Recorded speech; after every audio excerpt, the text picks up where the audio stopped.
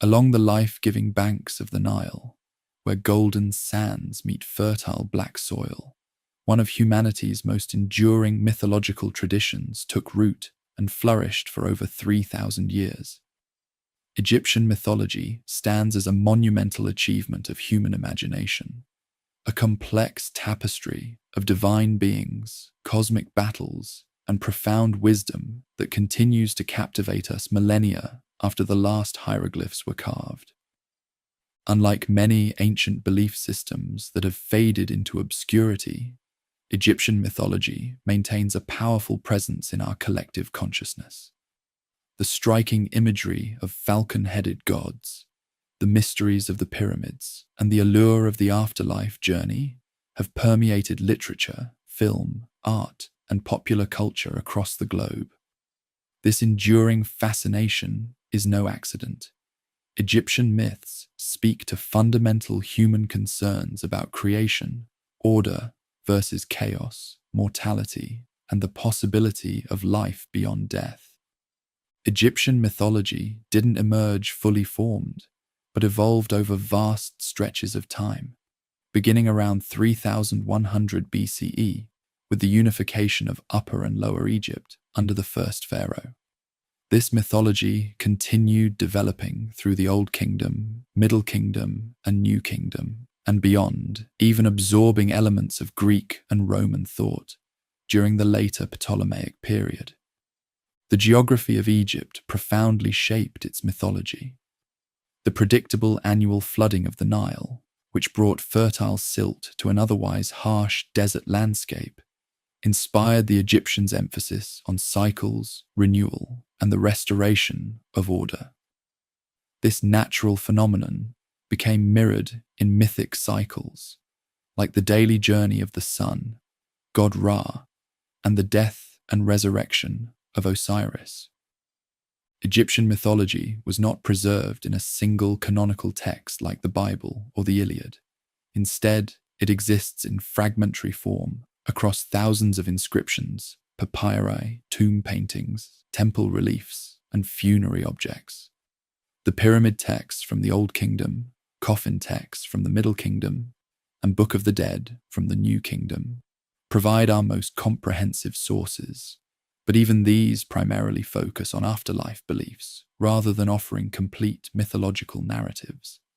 Archaeological evidence reveals that Egyptian myths weren't static, but underwent significant transformations over time. Gods merged, split, or changed attributes. Creation stories varied by region, and foreign deities were periodically absorbed into the pantheon.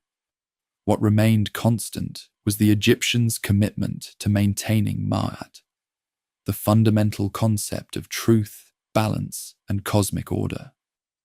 For ancient Egyptians, mythology wasn't an abstract collection of stories, but a living reality that permeated every aspect of existence.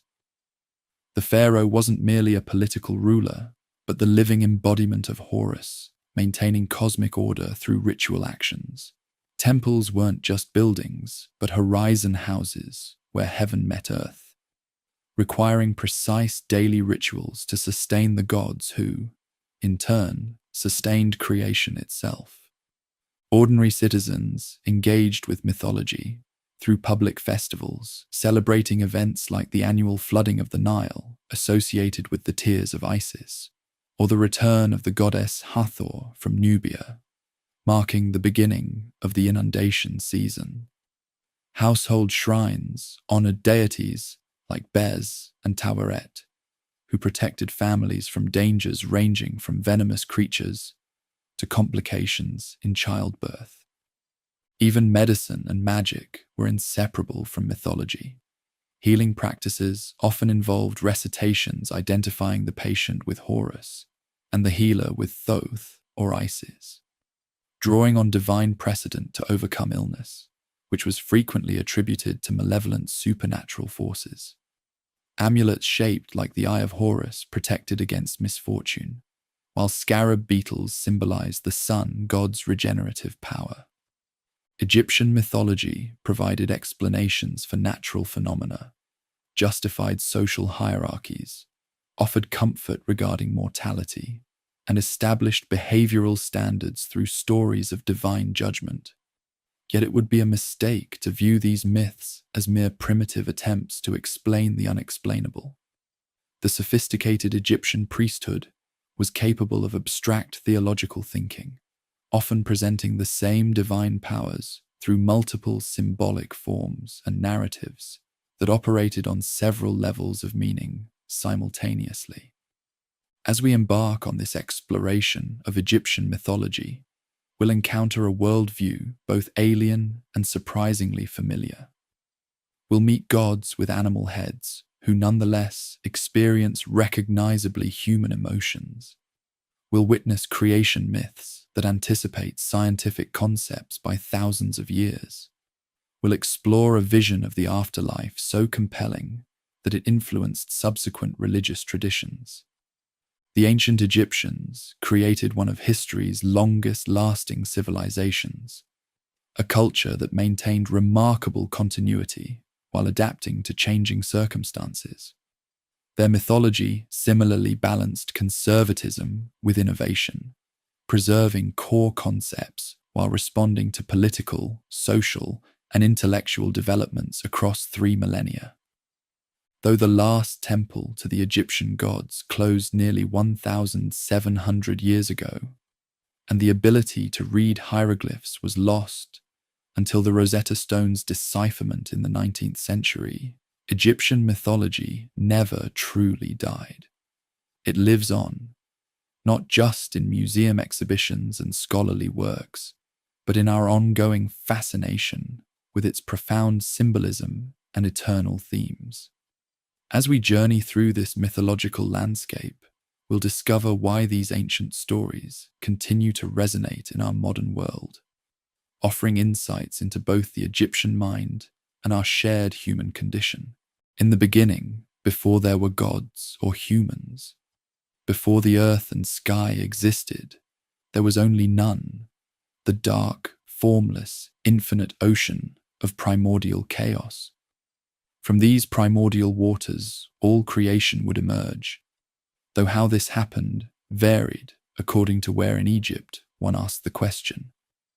The ancient Egyptians, unlike many other cultures, maintained multiple creation accounts simultaneously, each associated with a powerful cult center and each emphasizing different aspects of cosmic origins.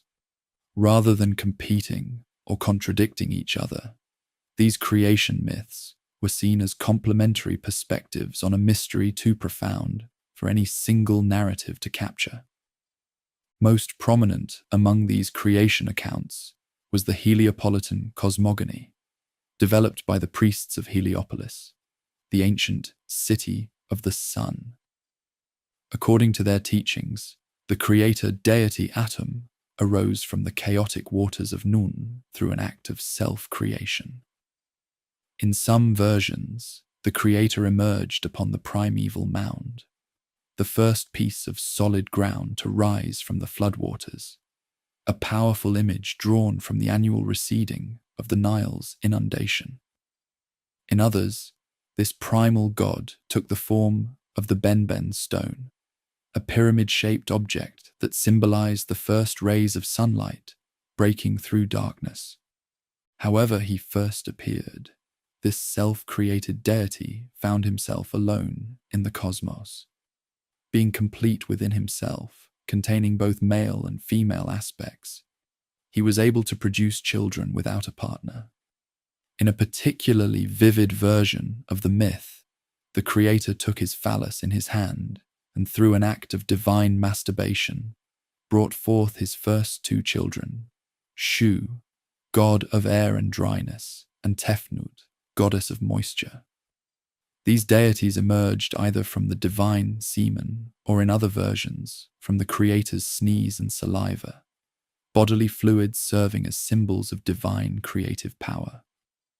Upon their creation, Shu and Tefnut became separated from their father in the dark waters of Nun.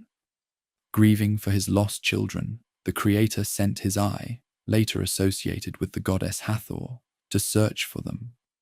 Upon their joyful reunion, his tears of happiness fell to earth and transformed into the first human beings. This touching mythic episode reveals a characteristic Egyptian belief that humanity originated from divine substance, not as slaves to the gods, but as beings related to them through shared essence. Shu and Tefnut, the first divine couple, mated to produce the next generation of gods. Geb, the earth god, and Nut, the sky goddess. These deities were initially joined in a tight embrace, with Nut arched over Geb in cosmic union. Their father Shu then separated them, lifting Nut high above to form the vault of heaven and forcing Geb to lie beneath as the earth. The space between became our world, the realm of air and atmosphere ruled by Shu. Despite their forced separation, Geb and Nut managed to conceive 5 children before being permanently parted. Osiris, Isis, Set, Nephthys, and sometimes Horus the Elder. These 5 deities, together with their ancestors, formed the great Ennead of Heliopolis, the 9 primary gods who would shape Egyptian religion for millennia. The complex relationships, conflicts, and alliances among these deities would generate the rich mythological narratives that defined Egyptian spiritual imagination. A dramatically different creation account developed in Hermopolis, where priests honored the Ogdoad, 8 primordial deities who predated creation itself. These gods existed as 4 complementary pairs of male and female entities, each pair representing different aspects of the pre-creation chaos. Nun and Naunet, the primordial waters. Amun and Amunet, hiddenness and invisibility. Her and Hauhet, infinity and eternity. And Kek and Kauket, darkness. These 8 gods, typically depicted with frog and serpent heads to symbolize their primitive pre-creation nature, were believed to have combined their powers to create the cosmic egg, from which the sun god emerged upon the primeval mound. In this version, the first light of creation appeared when this cosmic egg hatched, releasing the sun god, often identified as Ra, Khepri, or Thoth, depending on the specific tradition. Some versions of the myth claimed that a celestial bird, perhaps an ibis, falcon, or the Bennu bird, Egyptian phoenix, laid this egg upon the mound, rising from the waters. The moment of hatching marked the first sunrise, the beginning of time, and the birth of ordered existence from primordial chaos. In Memphis, yet another creation theology developed, one that emphasized the intellectual rather than physical generation of the universe. According to the Memphite theology, preserved on the Shabaka stone, the creator god Ptah brought the world into being through the power of his heart, mind, and tongue, speech. By conceiving the universe in his mind and speaking it into existence, Ptah created not just physical reality, but also abstract concepts, divine principles, and cultural institutions. This sophisticated creation account presented Ptah as the ultimate source even of the other creator gods like Atum. The Memphite priests claimed that Ptah had conceived the Ennead in his heart and called them into being with his commanding voice. This creation, through divine speech, strikingly anticipates the Logos concept in later Greek and Judeo-Christian thought, suggesting the profound philosophical depth of Egyptian theology at its most abstract. While these 3 major cosmogonies, Heliopolitan, Hermopolitan, and Memphite, dominated Egyptian creation mythology, numerous other local traditions flourished throughout the land. In Elephantine, at Egypt's southern border, the ram-headed creator, god Khnum, was believed to fashion humans on his potter's wheel from clay taken from the Nile. In Esna, the goddess Neith was credited with weaving creation into existence as a divine craftswoman. In Thebes, during the New Kingdom, Amun rose to prominence as a creation deity, eventually merging with Ra to become Amun-Ra, king of the gods. Across these varied creation accounts, certain themes consistently emerge. Creation always begins with formless waters and darkness. A primeval mound provides the first solid ground. The creator deity is typically self-generated, arising from nothingness through their own power. Creation itself is not a single act, but an ongoing process that must be continually maintained against the forces of chaos that threaten to reclaim the ordered cosmos. Most tellingly, Egyptian creation myths never include a notion of creation from nothing. Instead, the creator gods organize, separate, and transform pre-existing chaotic elements into ordered reality. Creation is not making something from nothing, but imposing meaningful structure upon formlessness. This concept reflects the Egyptian experience of their own environment, where agriculture depended on channeling and controlling the Nile's floodwaters to create fertile fields from muddy inundation.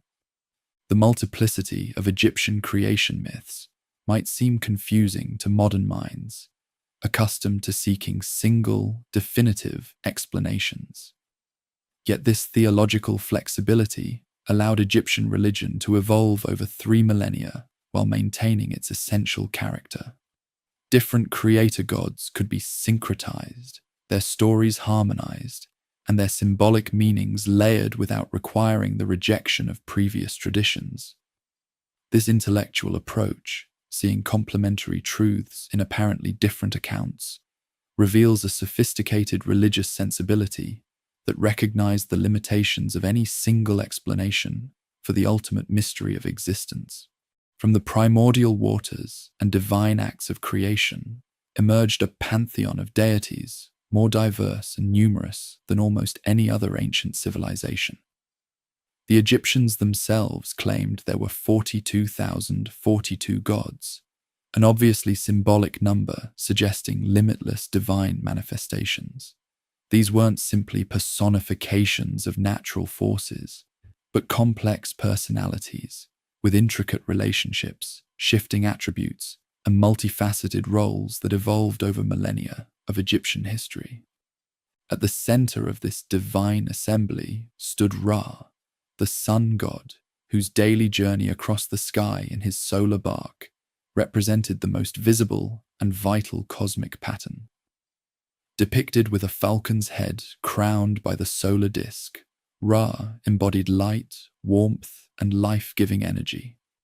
As creator and king of the gods, Ra ruled from his celestial throne, maintaining Ma'at, the fundamental order of the universe. Each morning, Ra would be born anew in the east as Khepri, the scarab-headed god of the rising sun. At midday, he reached the height of his power as Ra, and in the evening he became Atum, the setting sun, preparing for his nighttime journey through the underworld. This cycle of rebirth made Ra the perfect symbol of eternal renewal, a concept central to Egyptian thought. No deity better embodied this principle of renewal than Osiris, lord of the underworld and judge of the dead. Originally a god of fertility associated with the life-giving Nile, Osiris achieved cosmic significance through his death and resurrection. When he was murdered by his jealous brother Set, the god of chaos and desert storms, Osiris became the first mummy and the model for all who hope to overcome death.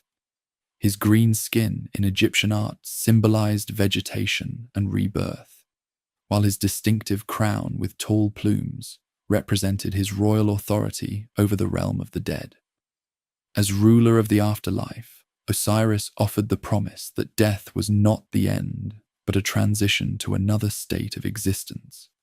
No tale of Osiris is complete without mentioning his devoted wife Isis, perhaps Egypt's most versatile and influential goddess.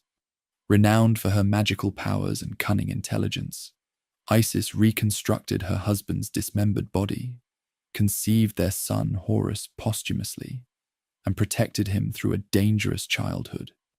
Her tenacity and resourcefulness made her the model of perfect wifehood and motherhood, while her magical knowledge gave her dominion over healing and protection.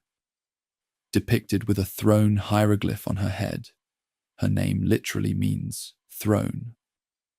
Isis embodied royal power and divine queenship. Her cult would eventually spread throughout the Mediterranean world, becoming one of the most popular religions of the Roman Empire. The divine child of Isis and Osiris, Horus, represented legitimacy and rightful succession, concepts critical to a civilization obsessed with continuity. Typically portrayed with a falcon's head, Horus began as a sky god whose eyes represented the sun and moon. After his father's murder, Horus engaged in a cosmic struggle with his uncle Set that lasted 80 years. This conflict between order and chaos, fertility and barrenness, legacy and usurpation, ended with Horus's victory and coronation, establishing the pattern for all earthly succession. Every living pharaoh was considered the embodiment of Horus, while each deceased king became one with Osiris, creating an eternal cycle of royal regeneration. Set, often misunderstood as a simple villain, played a more complex role in Egyptian religion. As god of deserts, storms, disorder, and foreign lands, Set represented necessary but dangerous forces. His murder of Osiris and battle with Horus earned him a fearsome reputation, yet the Egyptians recognized that his chaotic energy was essential to the cosmos. Set protected Ra's solar boat against the serpent of chaos, Apophis, demonstrating that even destructive power could serve higher purposes. During certain periods, particularly when foreign dynasties ruled Egypt, Set received elevated worship. His red hair and distinctive animal head, possibly an aardvark or imaginary beast, becoming emblems of formidable strength rather than evil. Among the most visually distinctive Egyptian deities was Anubis, the jackal-headed god of mummification and protector of tombs. His association with jackals, which haunted cemeteries in ancient times, transformed a feared scavenger into a divine guardian. With his jet-black skin symbolizing the fertile soil and resurrection, Anubis guided the deceased through the afterlife journey. He performed the crucial role of weighing the heart of the deceased against the feather of Mawat, determining who merited eternal life. Anubis's careful attention to proper funerary procedures made him the patron of embalmers, whose sacred work transformed perishable bodies into eternal vessels for the soul. The ibis-headed Thoth stood as Egypt's god of wisdom, writing, and magic, essentially the divine intellect. As scribe of the gods, he recorded the judgment of the dead, invented hieroglyphics, authored mystical texts, and calculated the days of the year. His association with the moon complemented Ra's solar dominion, providing measure and rhythm to time itself. Thoth's intervention often resolved divine conflicts through his words rather than weapons, demonstrating the power of knowledge over force. Revered by scribes and magicians alike, Thoth embodied the Egyptian belief that literacy and magical expertise were intertwined paths to power.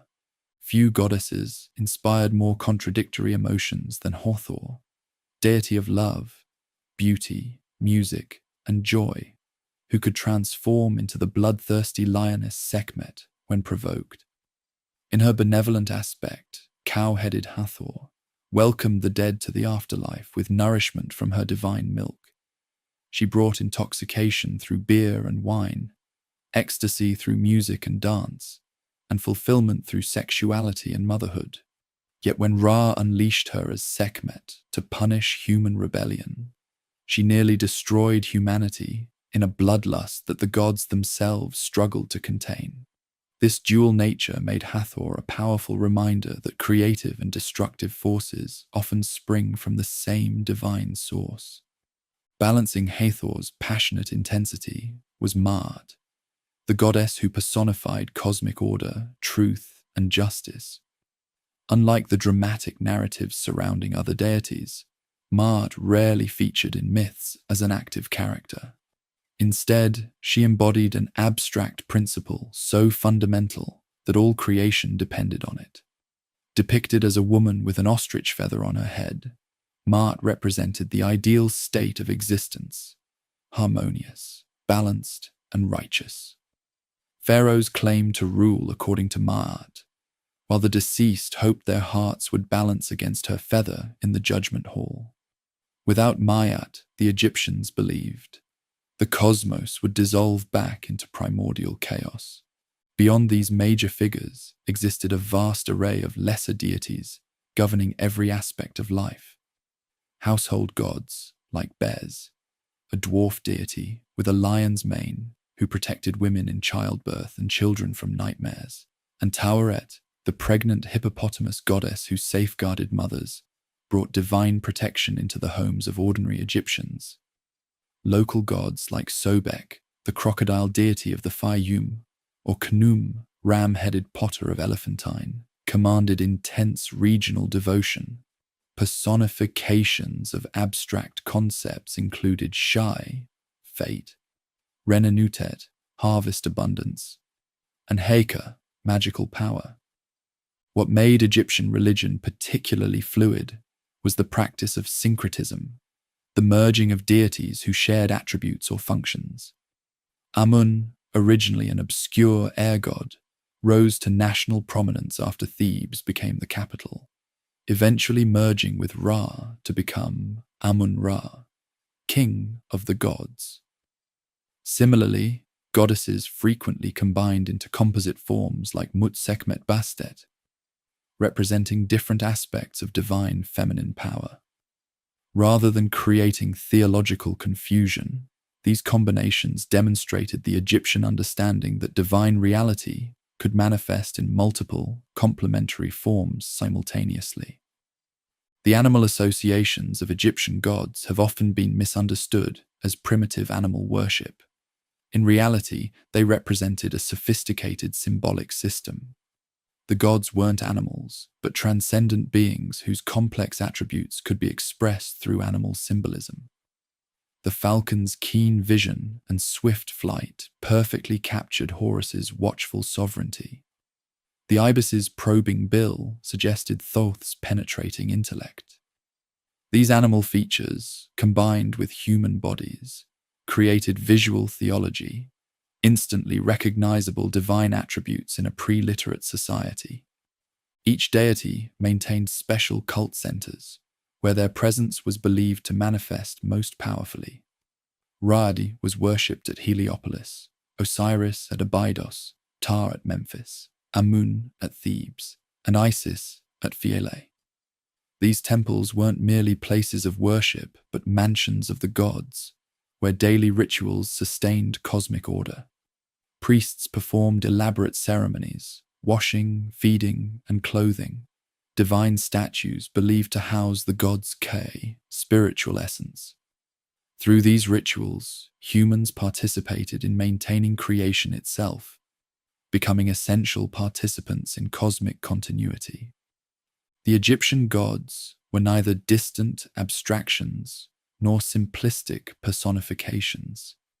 They existed in a complex divine society that mirrored and transcended human experience. Through myth, ritual, art, and architecture, the Egyptians developed relationships with these divine powers, seeing in them both the patterns of natural forces and models for human potential. These gods, sometimes majestic, sometimes approachable, always multifaceted, provided a framework for understanding existence that sustained Egyptian civilization for 3,000 years. Among all the narratives woven through Egyptian mythology, none held greater significance than the story of Osiris, a tale of betrayal, devotion, vengeance, and resurrection that profoundly shaped Egyptian concepts of kingship, afterlife, and cosmic order. Unlike many Egyptian myths known only through fragmentary references, the Osiris cycle has come down to us in relatively complete form, primarily through Plutarch's account in his work, on Isis and Osiris, supplemented by numerous Egyptian textual and artistic sources spanning 3 millennia. The saga begins in Egypt's primordial past, when gods still walked the earth as rulers. Osiris, son of Gabe, earth, and Nut, sky, became Egypt's first king, inheriting the throne from his divine ancestors.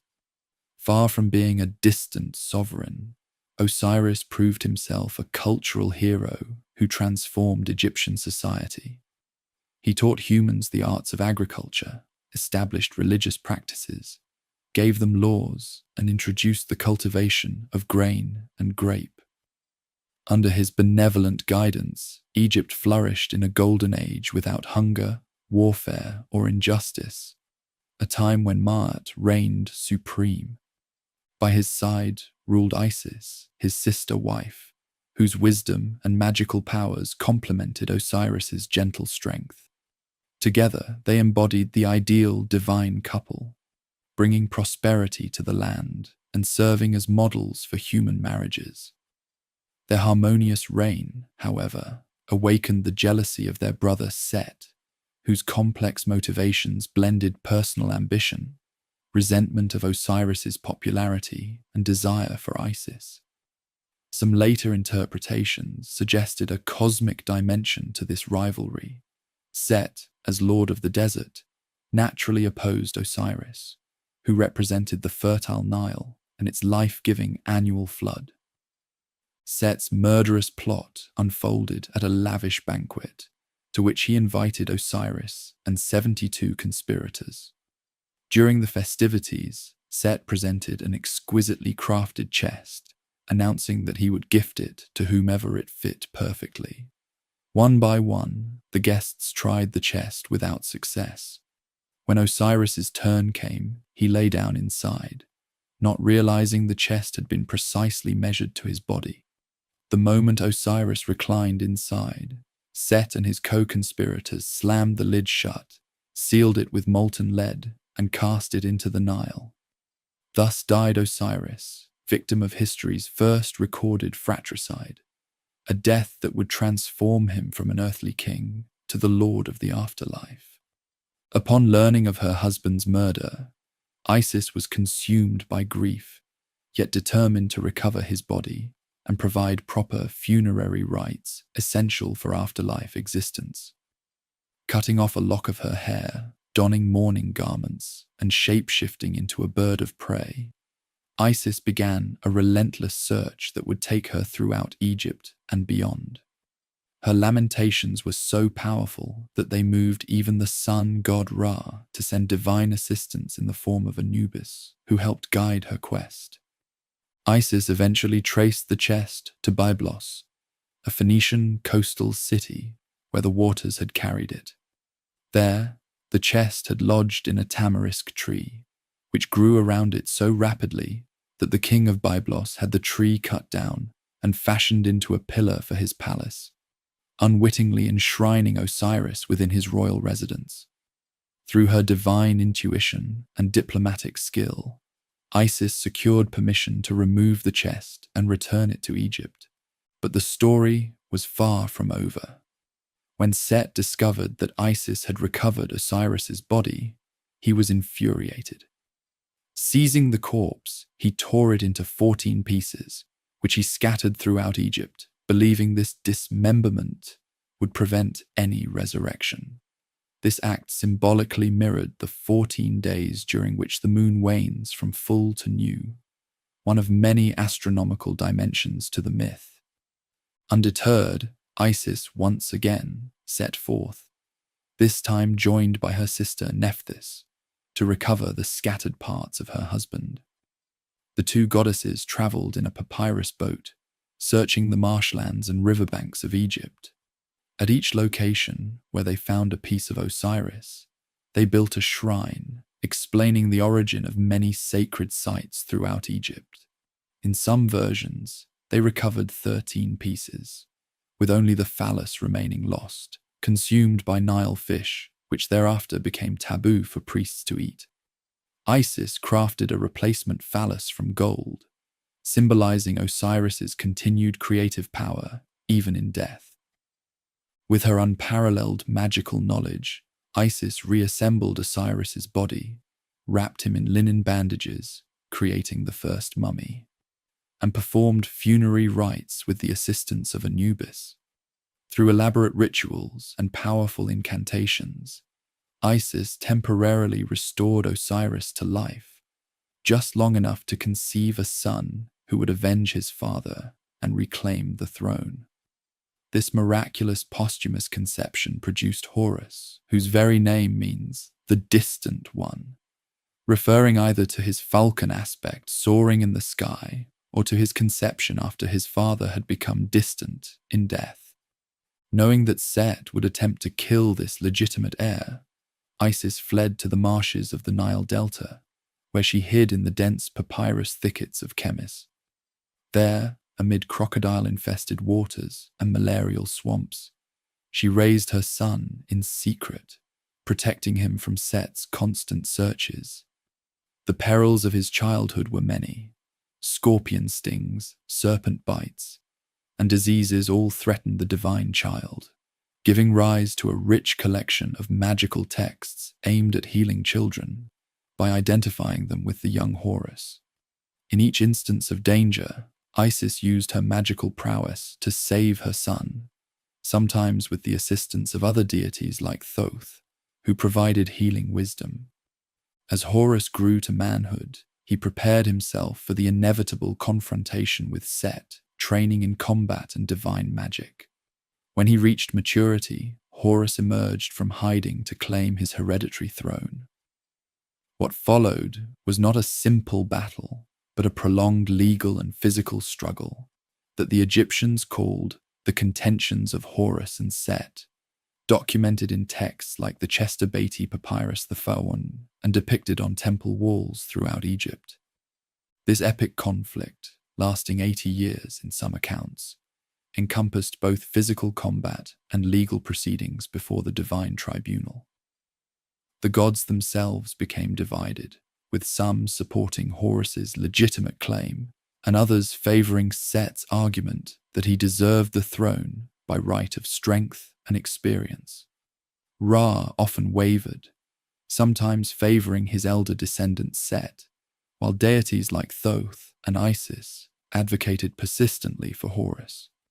The struggle featured multiple episodes of deception, violence, and even sexual conflict.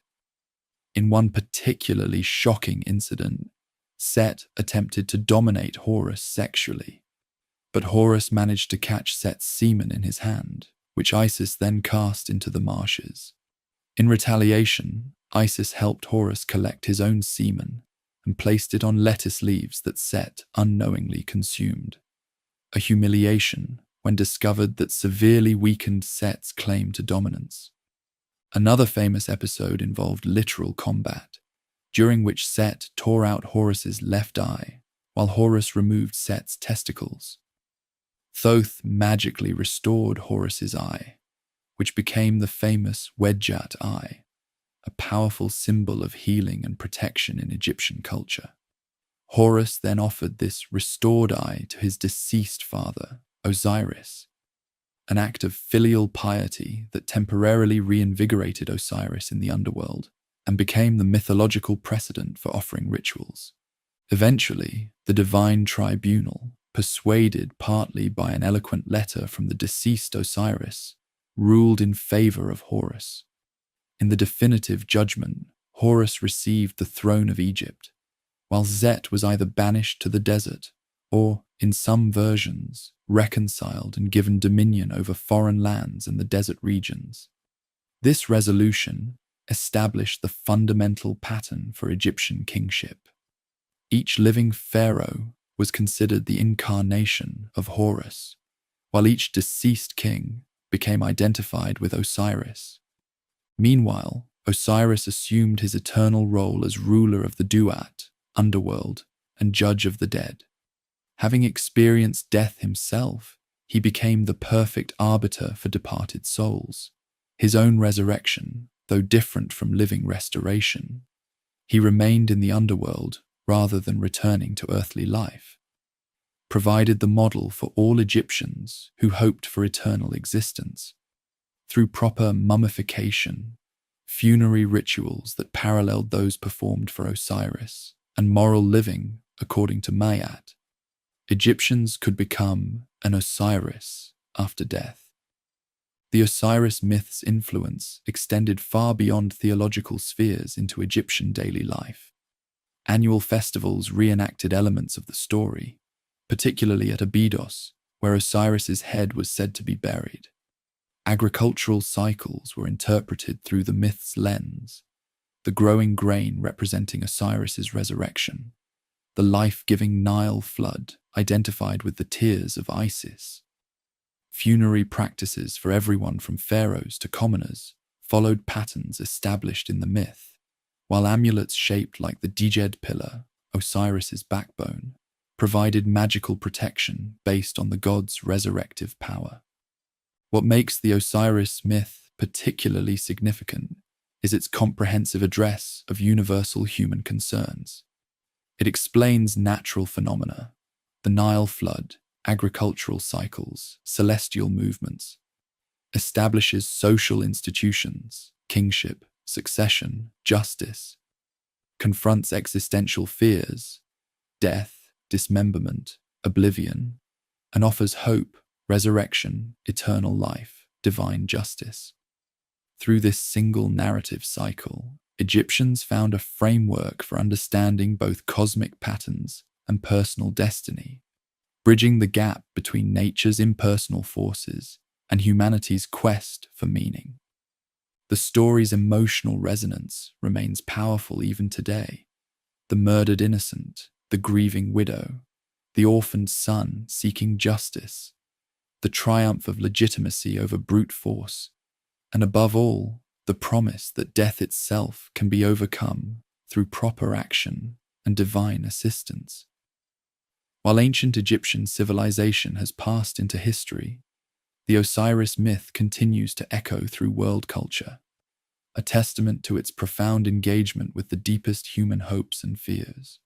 While the Osiris myth addressed the mysteries of death and renewal, equally central to Egyptian cosmology was the daily journey of Ra, a cosmic drama played out in the sky that served as the most visible manifestation of divine order. For the ancient Egyptians, the sun wasn't merely an astronomical object, but a living god whose movements structured time, sustained life, and demonstrated the eternal cycle of existence. This solar theology developed into one of the most elaborate mythological systems in the ancient world, spawning rich iconography and ritual practices that dominated Egyptian religious life. Each dawn, as the eastern horizon brightened, the Egyptians witnessed the birth of Khepri, the scarab-headed manifestation of the morning sun. Like the sacred dung beetle that rolls balls of manure containing its eggs, Khepri was seen to roll the solar disk across the sky, embodying the principle of spontaneous creation and emergence. His name derived from the Egyptian verb khepa, meaning to come into being, a perfect description of the sun's daily rebirth. For the Egyptians, each sunrise represented a microcosm of the original creation, a triumph of order over darkness and chaos. As the sun climbed higher, Khepri transformed into Ra at his full strength, sovereign of the daytime sky. From his solar bark, called the Manjet, boat of millions of years, Ra surveyed his creation, providing warmth, light, and the conditions necessary for all life. This celestial journey wasn't made alone. Ra was accompanied by a divine entourage, including Sia, divine perception, Hu, divine utterance, Heka, magical power, and sometimes Thoth as navigator. Together, they represented the qualities through which divine will manifested in the cosmos. The sun's journey across the sky paralleled the life cycle, powerful ascent in youth, majestic zenith in maturity, and gradual descent in old age. By afternoon, Ra began aging, eventually becoming Atum, the setting sun, who descended toward the western horizon. As Ra-Atum, he appeared as an elderly man, still regal but diminished in strength, representing the natural progression toward death that even the greatest beings must face. This daily visual reminder of mortality reinforced the Egyptians' preoccupation with life cycles and regeneration. But for the Egyptians, sunset did not mean the sun god's death. Rather, it marked the beginning of his most perilous and significant journey.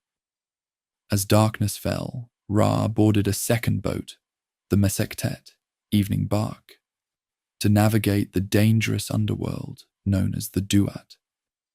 This nighttime voyage, elaborately detailed in funerary texts like the Amduat, that which is in the underworld, and the Book of Gates, represented both the sun's invisible path beneath the earth and the human soul's journey after death. The Duat was divided into 12 regions, corresponding to the 12 hours of the night, each containing unique challenges, inhabitants, and topography. As Ra progressed through these hours, he encountered both allies and enemies. Friendly deities pulled his boat with ropes. Deceased souls who had achieved vindication basked in his rejuvenating light, and protective spirits stood guard against chaotic forces. The fortunate dead could join Ra's entourage, literally boarding the solar bark, to share in his eternal cycle of renewal, the ultimate afterlife aspiration for many Egyptians. The most dramatic moment in this nocturnal journey occurred in the deepest hour of night, when Ra confronted Apophis, also called Apep, an enormous serpent embodying chaos and non-existence. Unlike the gods, who represented aspects of creation, Apophis was anti-creation itself, the force that threatened to dissolve all existence back into primordial chaos. Each night, Apophis attempted to halt Ra's journey by drinking the waters in which the solar bark sailed, or by coiling around Ra to suffocate his divine light. This cosmic battle represented existence's fundamental struggle against entropy and dissolution. To overcome Apophis, Ra relied on his divine companions, particularly Set, whose chaotic but powerful nature made him the perfect adversary for the Chaos Serpent. With spears and knives, the gods in Ra's entourage would battle Apophis, cutting him into pieces.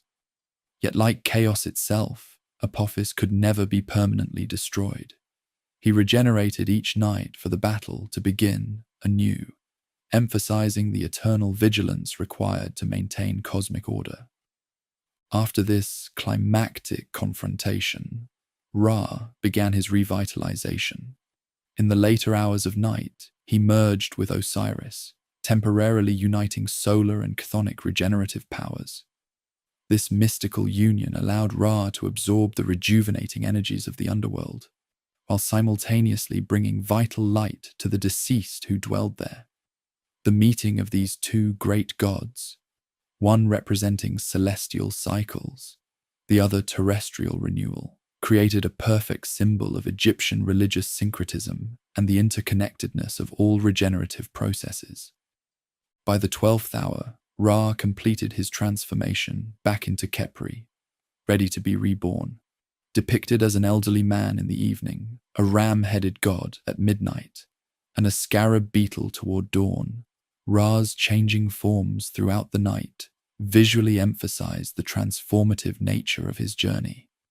As he approached the eastern horizon, the sun god was typically shown as an infant within a solar disk, ready to be reborn into the day sky. This rebirth was sometimes depicted as emerging from the body of Nut, the sky goddess, who had swallowed the sun at dusk and given birth to it again at dawn. The solar cycle fundamentally shaped Egyptian concepts of time.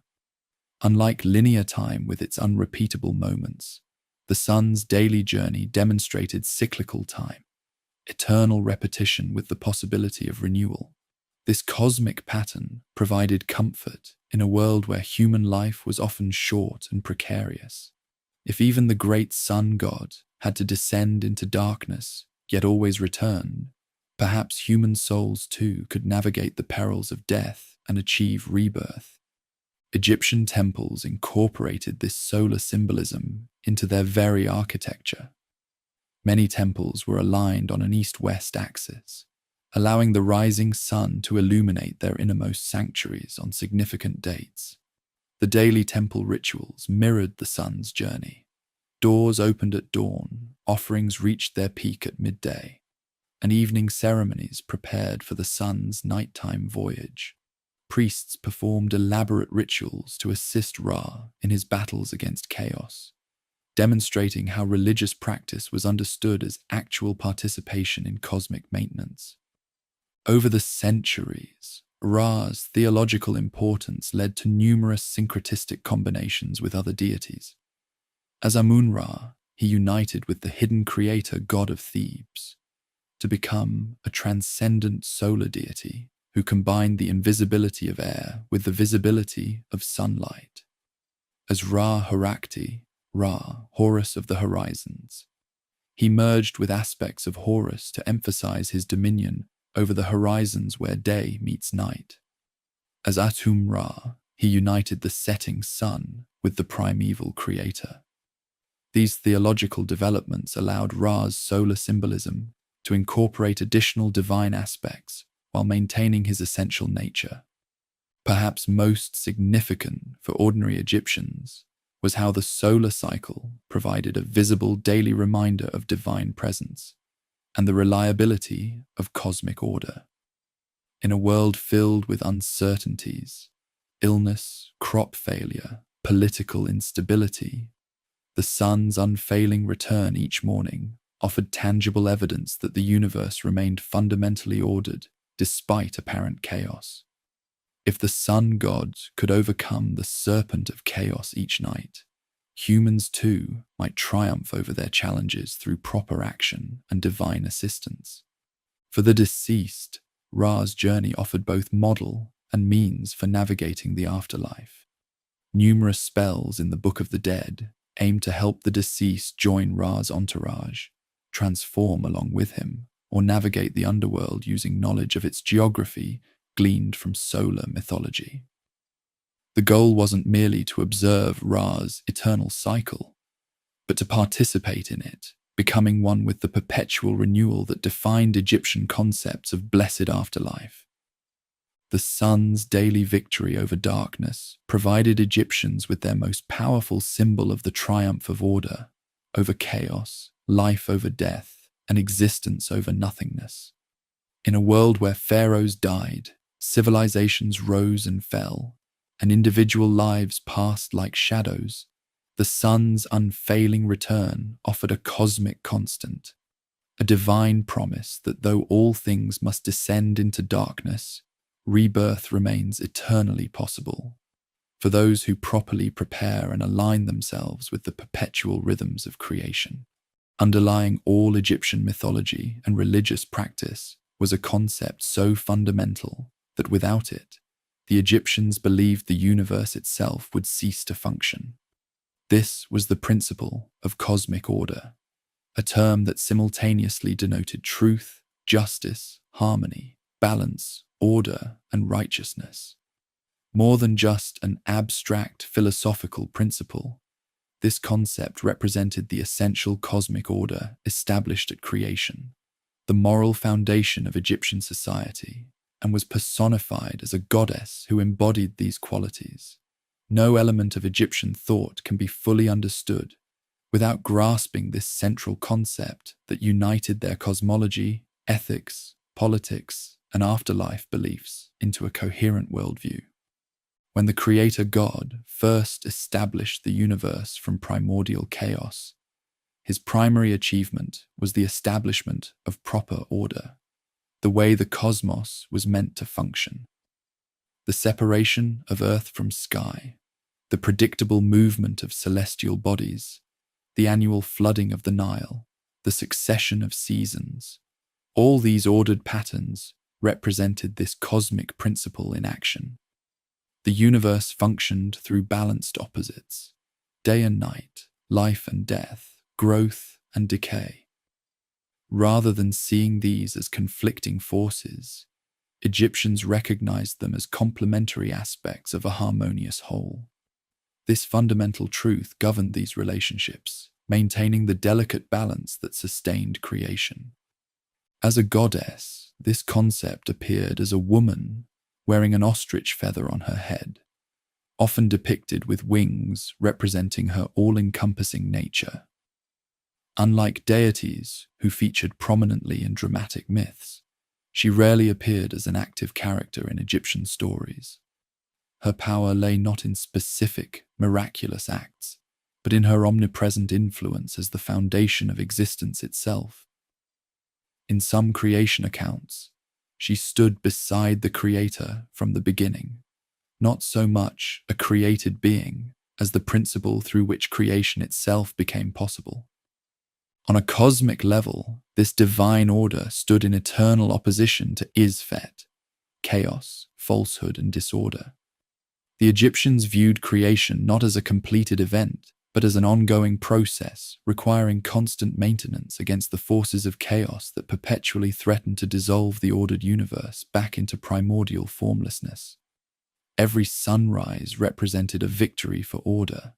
Every proper offering and ritual helped sustain cosmic balance. Every just action by humans reinforced the structured universe. Conversely, every lie, every selfish deed, every disruption of harmony strengthened the forces of Isfet and jeopardized creation itself. This cosmic struggle took tangible form in Egyptian royal ideology. The pharaoh served as the primary agent of cosmic truth on earth, responsible for maintaining divine order in the human realm. Upon coronation, the king was presented with a small figure of the goddess, symbolizing his responsibility to uphold her principles. Royal titles frequently included phrases like "beloved of truth" or "who lives by justice." In temple scenes, pharaohs were often depicted offering a small figure of the cosmic order, deity, to the gods, a profound symbolic act representing the king's fulfillment of his cosmic role by maintaining order, justice, and truth in Egypt. The concept directly shaped Egyptian governance and legal systems. Viziers, who served as chief justices, wore small images of the truth goddess to signify their commitment to just rulings. Court officials were referred to as priests of truth, while judges wore emblems of the goddess during legal proceedings. The ideal of impartial justice was directly connected to maintaining cosmic harmony. An unjust verdict wasn't merely unfair to an individual, but constituted a tear in the fabric of proper order that could have cosmic consequences. For ordinary Egyptians, living in accordance with divine order meant maintaining harmonious relationships, speaking truthfully, showing proper respect to gods and ancestors, fulfilling family obligations, and performing one's societal role with integrity. The instructions genre of Egyptian wisdom literature frequently emphasized these values, presenting this cosmic principle not as an unattainable ideal, but as a practical guide for daily living. The instructions of Ptah-hotep, for instance, counseled, "Great is truth, lasting in effect, undisturbed since the time of Osiris." This suggested that living according to cosmic order connected contemporary Egyptians with an unbroken tradition stretching back to mythological times. While this universal law established ethical standards, it differed from later moral systems by emphasizing harmony and balance rather than absolute prohibitions. The goal was to maintain proper relationships and proportions in all things. Even attributes modern people might consider entirely positive, like generosity, required balance. Excessive generosity that impoverished one's family would disrupt social harmony just as surely as selfishness would. This nuanced view extended to emotions, bodily needs, social interactions, and religious observances, all of which required proper measure and context. Perhaps nowhere was this concept more vividly expressed than in Egyptian afterlife beliefs, particularly the pivotal scene of the weighing of the heart ceremony.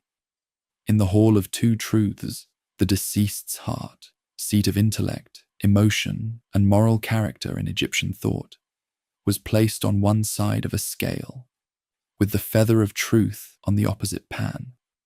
If the heart balanced perfectly against the feather, the deceased was declared true of voice and admitted to the eternal paradise of the field of reeds.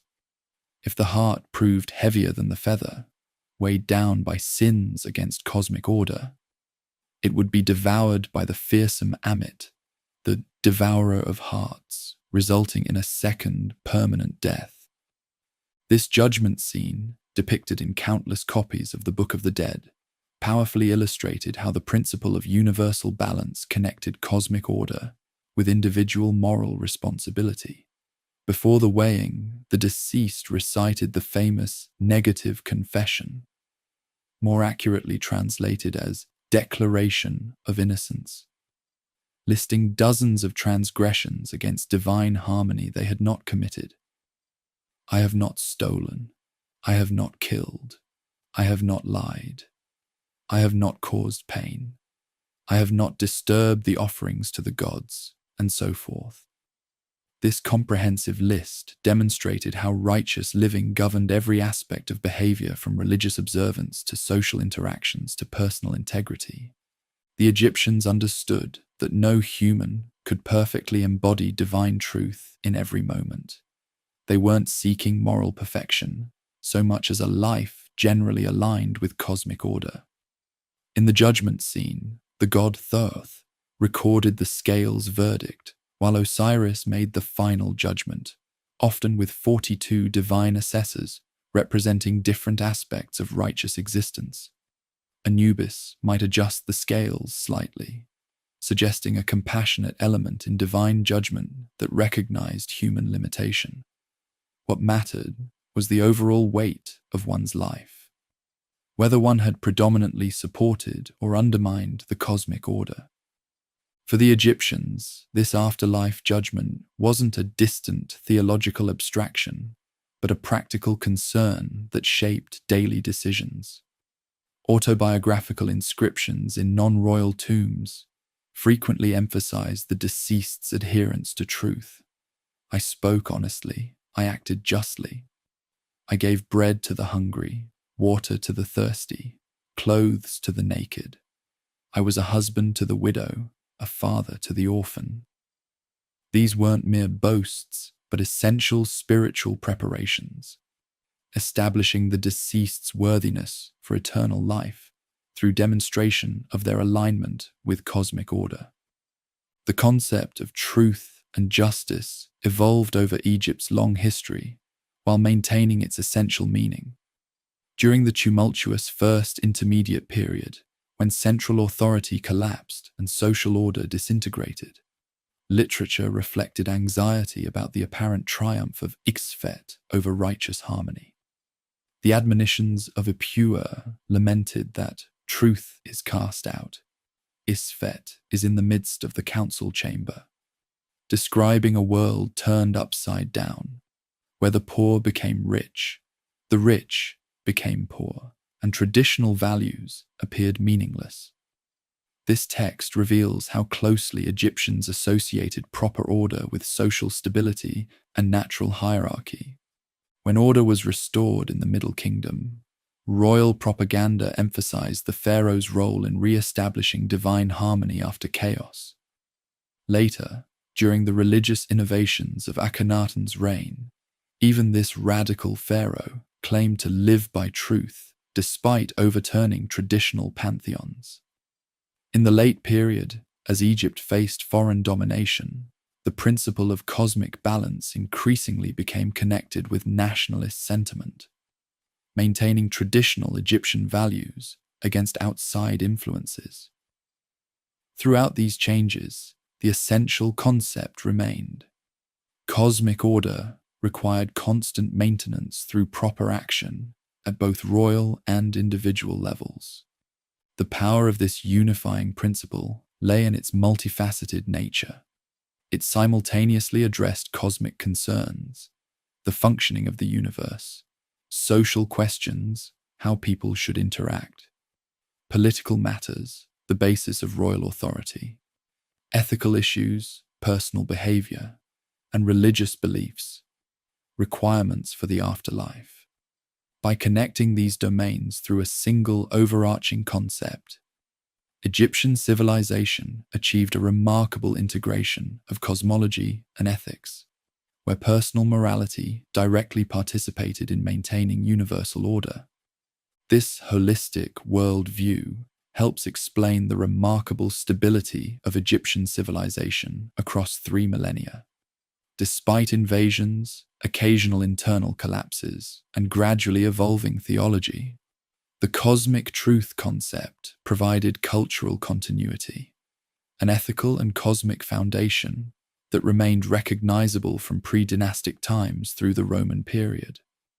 While specific expressions of religion changed, the fundamental understanding that humans participated in maintaining cosmic order through truthful living remained constant. Perhaps most striking to modern sensibilities is how this Egyptian principle unified domains we typically separate: science and religion, ethics and physics, personal morality and cosmic functionality. For Egyptians, the ordered movements of stars, the predictable flooding of the Nile, the succession of seasons, just governance, truthful speech, and ethical treatment of others all expressed the same fundamental principle. Living by divine truth meant aligning oneself with the essential nature of the cosmos, a profound spiritual concept that anchored individual human lives within the grand cosmic order. The practical expression of this principle extended into legal and administrative systems. Court officials were literally called priests of truth, wearing small amulets of the goddess during proceedings to symbolize their commitment to just outcomes. Legal documents concluded with phrases invoking these principles, while oath-taking invoked the deity as witness. This integration of cosmic principle and practical governance created a system where justice wasn't merely human convention, but participation in divine order. Even tax collection was conceptualized as maintaining proper distribution of resources according to balanced proportion, rather than merely funding state operations. The artistic representation of the goddess conveyed her fundamental nature through elegant symbolism, typically depicted as a woman wearing a single ostrich feather on her head, the same feather used in the weighing of hearts. Her human form, with minimal divine attributes, emphasized her accessibility. Unlike gods depicted with elaborate crowns or animal features, her simple presentation suggested her fundamental nature. The ostrich feather itself symbolized both lightness, contrasting with the heavy heart of the unrighteous, and air breath, the essential element of life given at creation that properly returned to divine source through truthful living. Literary texts expanded the concept beyond ritual contexts into practical wisdom. The instruction genre of literature frequently centered on righteous living as its organizing principle, with texts like The Instruction of Tahotep, advising, "Great is truth, enduring in effect. It has not been disturbed since the time of Osiris." These instructional works provided practical guidance on applying these principles in daily situations, from family relationships to business dealings, court behavior to religious observance. By framing everyday ethics within this cosmic concept, Egyptian wisdom literature created a seamless connection between practical behavior and universal order. The Egyptian concept of cosmic order offers striking contrasts and parallels with ethical systems from other ancient civilizations. Unlike Mesopotamian morality, which emphasized obedience to divine commands that could seem arbitrary, The Egyptian view presented ethical behavior as alignment with the fundamental nature of reality itself. Unlike later Greek philosophical ethics focused on human reasoning, this approach embedded ethical principles in cosmic structure prior to human interpretation. Yet it shared with Confucian Li the concept that proper social relationships reflected cosmic harmony, and with Vedic Dharma, the idea that individual action affected universal balance. What made this Egyptian principle particularly powerful was its resistance to abstract intellectualization, divorced from practice. It wasn't primarily a philosophical concept to be discussed, but a reality to be enacted through proper speech, ritual correctness, ethical behavior, and social harmony. The Egyptians recognized that cosmic order required continuous participation rather than mere acknowledgement. One didn't simply believe in divine truth. One enacted it through proper living, maintained it through ritual action, restored it through just decisions, and ultimately embodied it through truthful character capable of passing the afterlife judgment. This insistence on practical embodiment of cosmic principle helped Egyptian civilization maintain remarkable cultural stability across changing historical circumstances. While political systems rose and fell, foreign powers occasionally dominated, and specific theological expressions evolved. The fundamental conception of a universe governed by truth and balance provided continuity across 3 millennia of Egyptian history, a testament to how effectively this concept integrated cosmic understanding with practical living in ways that remained meaningful across generations of Egyptian experience. No civilization in history devoted more resources, artistic genius, or intellectual energy to preparing for the afterlife than ancient Egypt.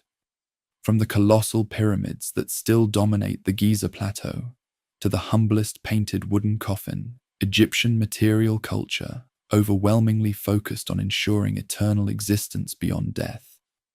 This preoccupation with afterlife wasn't driven by morbidity, but by an intense affirmation of life so profound that Egyptians refused to accept its termination, developing instead one of history's most elaborate and hopeful visions of existence beyond the grave.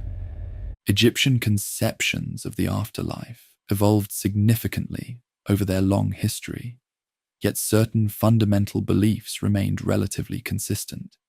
Central to their understanding was the complex Egyptian view of human composition.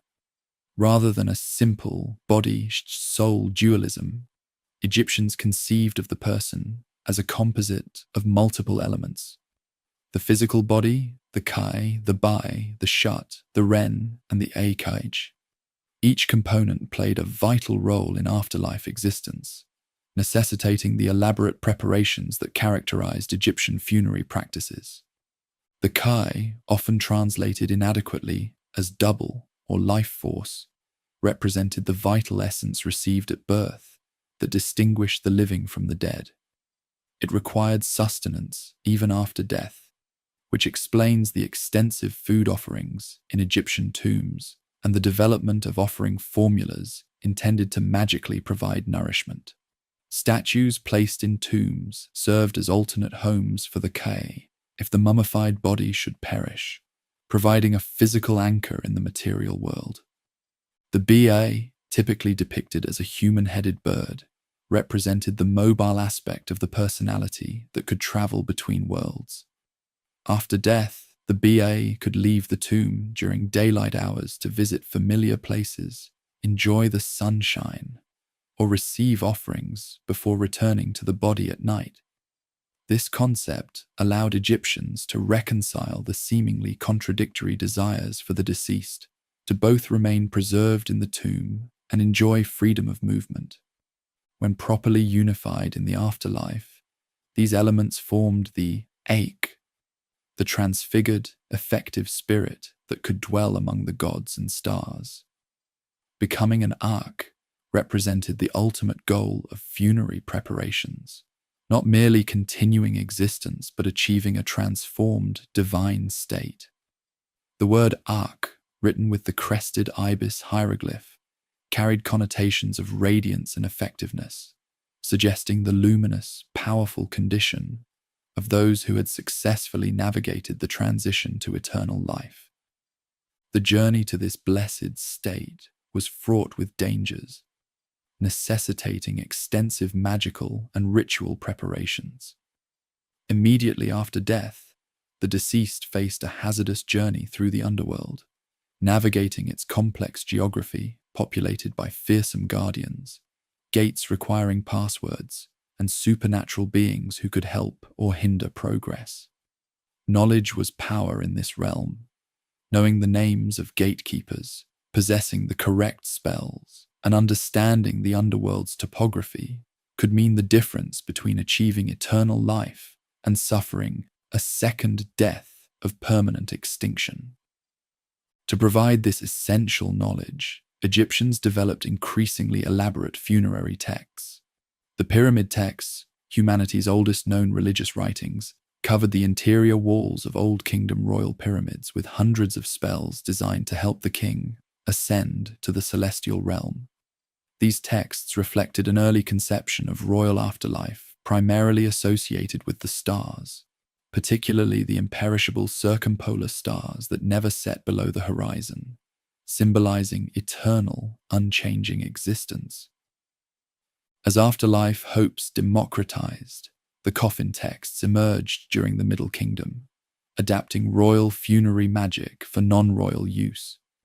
Inscribed primarily on coffins, these spells helped ordinary Egyptians navigate the underworld and transform into effective spirits. By the New Kingdom, these evolved into the Book of the Dead, more accurately translated as Book of Coming Forth by Day, typically written on papyrus scrolls placed with the mummy. Its approximately 200 spells, accompanied by vivid illustrations, provided a comprehensive magical toolkit for afterlife success, transforming into animals to overcome obstacles, breathing air in the underworld, preventing the heart from testifying against its owner, and ensuring proper nourishment. Complementing these portable texts, elaborate guidebooks to the underworld adorned New Kingdom royal tombs. Works like the Amduat, the Book of Gates, and the Book of Caverns map the underworld's 12 divisions, corresponding to the 12 hours of night, detailing the sun, God's nocturnal journey, with which the deceased hope to unite. These compositions combined practical navigation information with profound theological reflections on transformation, rebirth, and the cyclical nature of existence. The ultimate challenge in the afterlife journey came in the Hall of Two Truths, where the deceased faced judgment before Osiris and 42 divine assessors. Here occurred the pivotal weighing of the heart ceremony, where the heart, seat of conscience and character, was balanced against the feather of Ma'at. The outcome determined whether one would achieve blessed afterlife or face oblivion. This judgment scene powerfully connected ethical behavior during life with afterlife prospects, creating a practical incentive for moral living that reinforced social harmony. For those who successfully passed judgment, several afterlife destinations awaited, often blended in Egyptian thought rather than seen as mutually exclusive.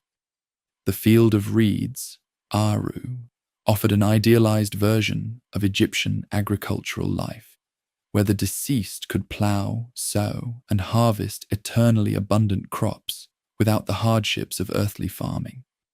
The Field of Offerings provided an eternal banquet, where one received divine sustenance.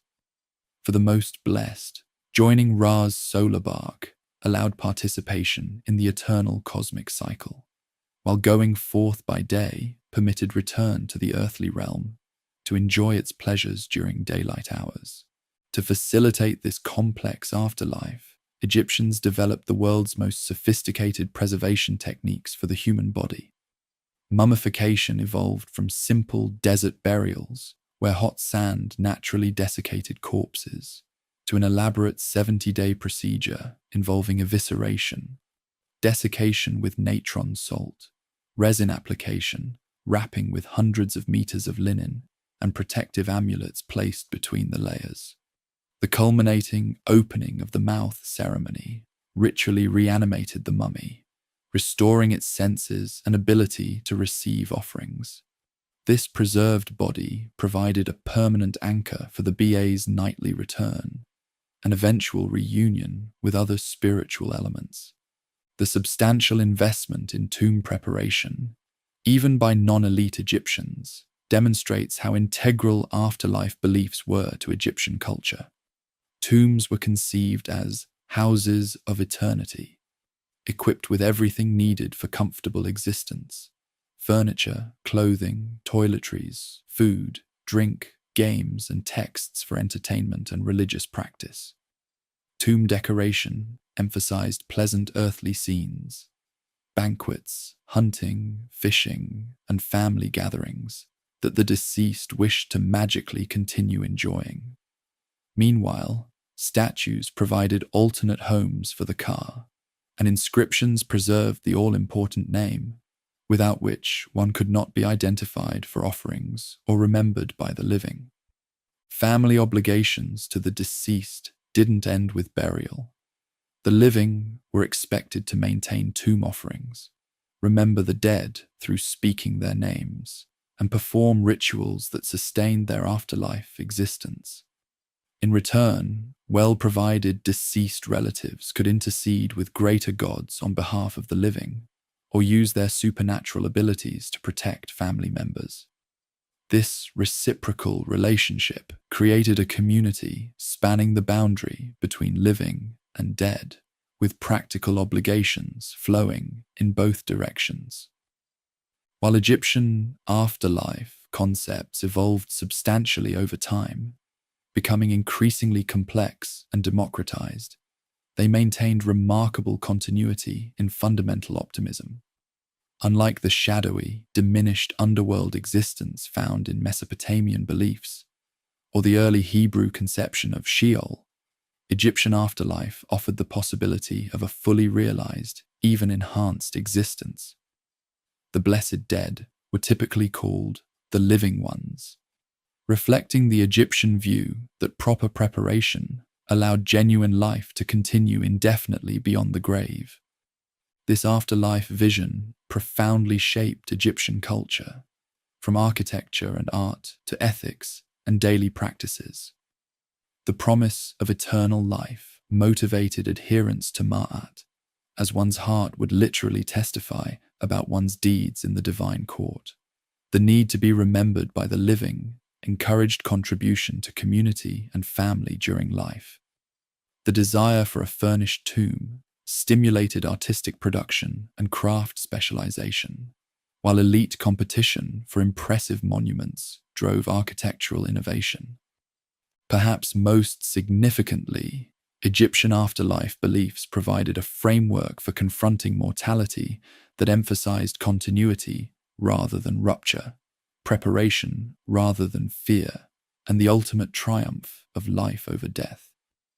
By conceptualizing death as a transformative passage rather than an end, Egyptians created a cultural response to mortality's universal challenge that allowed them to embrace life's pleasures while acknowledging its temporary nature.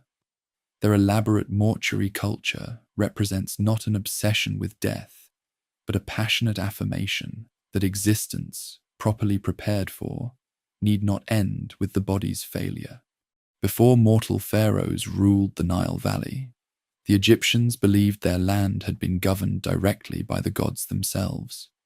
This mythical era, called Zep Tepi, or First Time, established the pattern for all subsequent kingship and formed the mythological foundation of Egyptian political theology.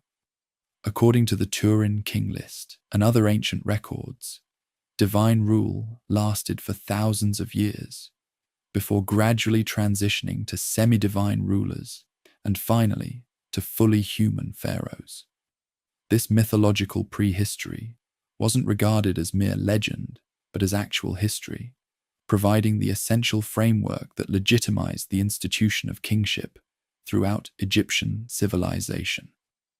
The divine reign began with the creator deity himself, whether named Atum, Ra, or Ptah, depending on the theological tradition.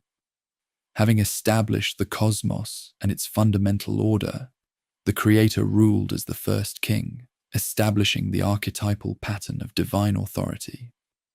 In many accounts, Ra's reign represented a golden age of perfect harmony, when humans and gods lived in closer communion.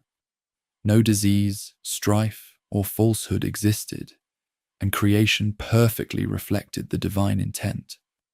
This paradisiacal era established the ideal against which all subsequent periods were measured, explaining why Egyptians looked perpetually backward to a perfect past, rather than forward to future progress. This idyllic state eventually deteriorated when humans began plotting against elderly Ra. In the myth of the heavenly cow, preserved on several New Kingdom royal tombs, Ra learned of humanity's rebellious plans and summoned a divine council to determine their punishment. On his behalf, the goddess Hathor transformed into her fierce aspect Sekhmet and began slaughtering the disloyal humans. When Ra finally took pity on humanity and decided to halt the massacre, he had to trick Sekhmet by dyeing beer red to resemble blood, which she drank until too intoxicated to continue her rampage. Disillusioned with human ingratitude, Ra decided to withdraw from direct earthly rule, ascending to the heavens on the back of the celestial cow goddess Nut. Before departing, he reorganized cosmic governance, appointing Thoth as his vizier and representative on earth, while entrusting Osiris with kingship over humanity. This mythical transfer of power established the pattern of delegated divine authority that would characterize Egyptian kingship. The pharaoh ruling not independently, but as the designated representative of divine power. The reign of Osiris became another mythological golden age, during which this benevolent deity taught humans agriculture, proper religious observance, and the arts of civilization. His rule exemplified the ideal king governing through wisdom rather than force, promoting abundance and justice rather than exploitation. This harmonious period ended with his murder by Set, initiating the mythic cycle of disruption and restoration that would provide the theological template for understanding political transitions throughout Egyptian history. Following Osiris's death and posthumous conception of his son, Horus grew to maturity and claimed his rightful inheritance. The ensuing struggle between Horus and Set for Egypt's throne provided the mythological precedent for all royal succession and legitimacy claims. When Horus finally prevailed, receiving the crown as his birthright, he established the fundamental pattern that every Egyptian king would follow. The living pharaoh was Horus incarnate, while his deceased predecessor became identified with Osiris. After these fully divine rulers came legendary dynasties of semi-divine beings. The followers of Horus, Shemsu-Hor, were described as partially divine rulers who governed during the transitional period between direct divine rule and human kingship. Archaeological evidence suggests these might represent actual pre-dynastic rulers whose achievements were later mythologized. Each historical dynasty claimed connection to these semi-divine predecessors, creating an unbroken chain of authority stretching back to the gods themselves. This mythological history wasn't merely cultural background, but formed the theological foundation for the institution of pharaonic rule. Unlike neighboring cultures, where kings might be described as favored by the gods or adopted by deities, Egyptian pharaohs were literally divine, the god Horus physically present on earth in human form. This wasn't metaphorical rhetoric, but a central theological claim that the living king embodied divine presence, making the pharaoh not just a political ruler, but a cosmic necessity whose rituals and proper governance maintained universal order. The divine nature of pharaonic kingship manifested in royal titles, iconography, and rituals from the earliest dynasties. The pharaoh's titulary included 5 names, each connecting him to different aspects of divine power. The Horus name, identifying him as the living embodiment of Horus. The Nebti name, associating him with the protective goddesses of Upper and Lower Egypt. The Golden Horus name, emphasizing his divine nature. The Prenomen, throne name prefixed by King of Upper and Lower Egypt. And the Nomen, birth name prefixed by Son of Ra.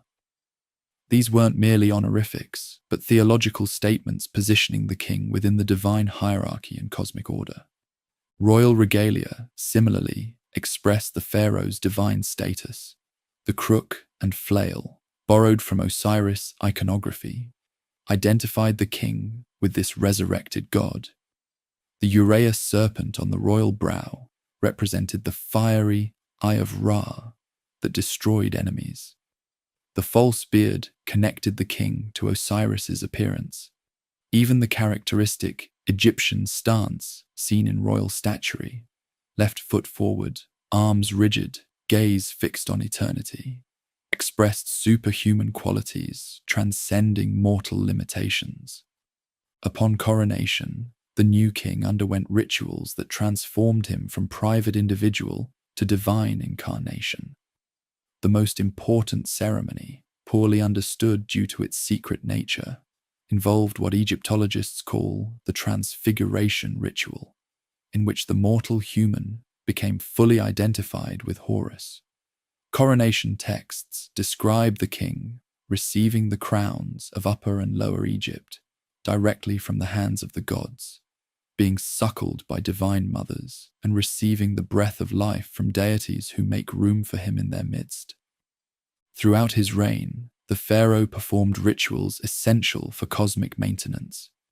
Most crucial was the daily temple ritual, performed personally in the main state temples, or by priests acting explicitly as royal deputies elsewhere. In this ceremony, the king approached the divine image, broke its shrine's seal, performed purifications, presented offerings, and received divine blessing. All actions ensuring continued divine presence in Egypt and proper cosmic function.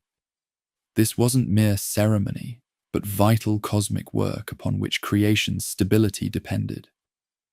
By the New Kingdom, the concept of divine kingship developed further complexity through the royal Ka, a divine essence of kingship that transcended individual rulers. Unlike the personal Kai possessed by every human, the royal Kai represented the divine office of kingship itself, passing from one pharaoh to the next while maintaining continuity. Special temples, called mansions of the royal Ka, were built where this divine essence could receive offerings and rituals, emphasizing that pharaonic divinity involved both the individual ruler and the eternal institution he temporarily embodied. The divine nature of kingship created theological challenges when historical realities diverged from the ideal. Female rulers, like Hatshepsut, had to be depicted with masculine attributes in official art despite their biological sex, as the living Horus was conceptualized as male. Foreign conquerors, who became pharaohs, like the Hyksos or later Persians, needed to adopt Egyptian royal iconography and theology to legitimize their rule. Even periods of civil war or divided kingship required complex theological explanations, often presented as recapitulations of the Horus-Set conflict, requiring eventual restoration of proper order. Perhaps the most dramatic theological challenge came during Akhenaten's religious revolution, when traditional conceptions of divine kingship were radically transformed. While traditional pharaohs functioned as intermediaries between humanity and multiple deities, Akhenaten claimed unique access to the Aten, solar disk, positioning himself as the sole interpreter of divine will.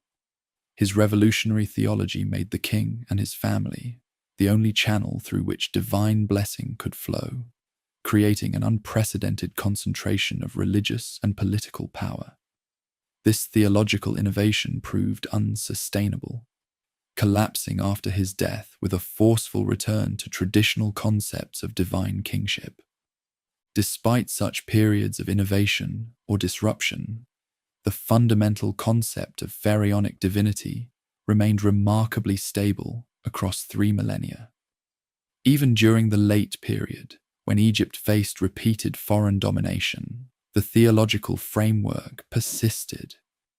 Greek Ptolemaic rulers adopted Egyptian royal regalia and religious duties, while even Roman emperors were depicted on temple walls in traditional pharaonic garb performing essential rituals.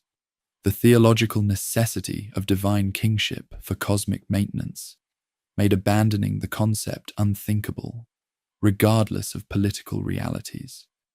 For ordinary Egyptians, the pharaoh's divine nature didn't translate into freedom from criticism or absolute power.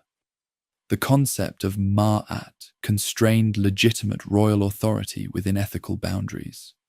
Wisdom texts advised kings on proper governance, while pessimistic literature from periods of instability openly criticized rulers who failed their divine responsibilities. The ideal divine king governed justly, maintained Ma'at, defended Egypt from chaos, and ensured divine favor manifested as abundance and security. A pharaoh who failed these expectations might still claim divine status, but was understood to be failing his cosmic function. The pharaoh's divinity made him not just Egypt's ruler, but its chief priest, cosmic maintainer, and living embodiment of proper order. Through the king, the realm of the gods and the human world remained connected, with divine blessing flowing through the pharaoh to sustain creation. This theological framework provided remarkable stability for one of history's longest-lasting political institutions, allowing Egyptian kingship to absorb tremendous historical changes while maintaining its essential character and legitimizing function across the millennia. Beyond the majestic gods and goddesses who dominated Egyptian religious life, existed a shadow realm populated by extraordinary beings, formidable monsters, and supernatural entities that embodied the more dangerous and chaotic aspects of the cosmos. These creatures, some terrifying, others protective, many ambivalent, played crucial roles in Egyptian mythology, representing forces that threatened cosmic order or paradoxically helped maintain it. Unlike the major deities who received temple worship and regular offerings, these supernatural beings operated at the margins of ordered existence, in the liminal spaces between categories, embodying the uncanny forces that both frightened and fascinated the ancient Egyptians. Most fearsome among these entities was Apophis, also called Apep, the gigantic serpent who represented absolute chaos and non-existence. Unlike Set, who embodied necessary but dangerous natural forces like storms and desert heat, Apophis represented ante-creation itself, the primordial nothingness that threatened to dissolve all existence back into undifferentiated chaos. Described as a serpent of many coils, measuring as long as the underworld itself, Apophis attacked Ra's solar boat each night, attempting to swallow the sun and extinguish its life-giving light forever. What made Apophis particularly terrifying was his immortality.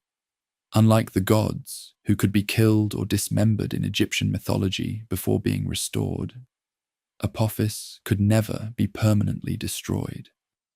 Each night, the serpent was speared, cut into pieces, burnt, or bound, only to regenerate for the next night's confrontation. This eternal antagonist represented entropy itself, the tendency of ordered systems to break down that required constant vigilance and effort to combat. The Egyptians performed ritual execrations against Apophis, symbolically destroying his image by stabbing wax effigies, trampling drawings of the serpent, or burning papyri bearing his name. Magical practices designed to assist Ra in his nightly battle against chaos.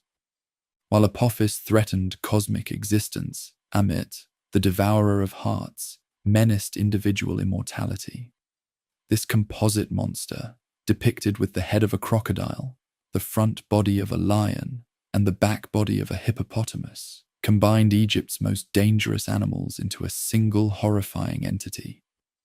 Amit crouched beside the scales of judgment in the Hall of Two Truths, eagerly awaiting hearts that failed the weighing against Ma'at's feather. Consuming these hearts resulted in the second death, not mere physical demise, but complete spiritual annihilation, the most terrifying fate imaginable to Egyptians who had devoted enormous resources to ensuring eternal existence. Interestingly, despite her terrifying function, Amit was not considered evil or demonic in Egyptian theology. Rather, she performed a necessary cosmic function by eliminating those elements that threatened Ma'at through their ethical misconduct. She never received worship or offerings, yet temple and tomb images depicted her with remarkable consistency across centuries, demonstrating her essential place in Egyptian afterlife beliefs. The threat Amit posed created powerful motivation for ethical living, translating abstract concerns about cosmic order into visceral fear of personal extinction. Among the more ambivalent supernatural beings were the 7 scorpions who accompanied Isis during her flight with the infant Horus. These magical arachnids served as the goddess's protectors and agents, yet their poisonous nature made them dangerous to innocent bystanders. In one famous episode, the scorpions stung a woman who had refused Isis hospitality, forcing the compassionate goddess to heal the victim with her magical powers. This story illustrated how even protective supernatural entities could cause collateral damage through their dangerous natures, a reflection of how Egyptians understood natural dangers as sometimes necessary but requiring careful management. The fearsome demon Amut, the Bone Eater, haunted cemeteries and threatened to consume the deceased before they could complete their transformation into blessed spirits. Unlike Amit, who served cosmic justice, Amut represented the indiscriminate threat of decay and desecration that even the properly prepared dead needed magical protection against. Funerary texts included spells specifically designed to repel this entity, demonstrating how Egyptian afterlife preparations addressed not just the initial judgment, but ongoing spiritual hazards in the afterlife realms. Not all supernatural entities were threatening. The Bennu bird, a self-created being associated with the rising sun and periodic renewal, represented benevolent transformation. Described as a large heron or similar long-legged waterbird with magnificent plumage, the Bennu was said to have flown over the primordial waters at creation, its cry breaking the primeval silence. Every 500 years, according to later Greek interpretations as the phoenix, the Bennu would build a nest that became its funeral pyre, from which it emerged renewed, providing a powerful symbol of cyclical regeneration that aligned perfectly with Egyptian concepts of eternal return. Equally benevolent were the 4 sons of Horus, Imseti, Hapi, Duamutef, and Kebezenuef, who protected the mummified organs of the deceased stored in canopic jars. Depicted with human, baboon, jackal, and falcon heads respectively, these entities preserved the vital organs needed for afterlife existence, while simultaneously serving as cosmic pillars supporting the 4 corners of the sky. Their dual function demonstrated the Egyptian tendency to see connections between microcosm and macrocosm, where protectors of individual bodies simultaneously maintained larger cosmic structures. Some supernatural beings occupied ambiguous territory between major deities and lesser spirits.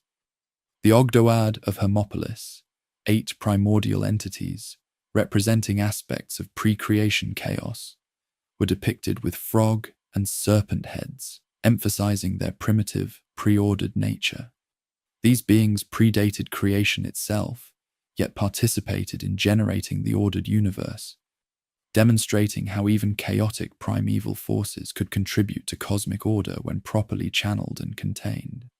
Egyptian households contended with numerous invisible entities that required magical management. Protective figures, like the grotesque dwarf god Bez, frightened away malevolent spirits that targeted sleeping people, particularly pregnant women and infants.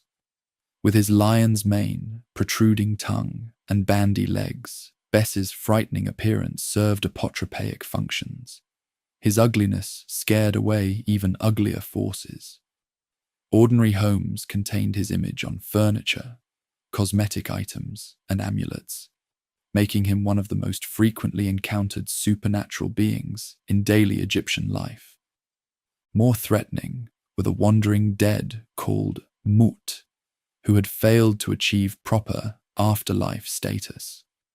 Unlike the properly prepared blessed dead, these entities could cause illness, nightmares, and misfortune if not appeased or repelled through proper magical means.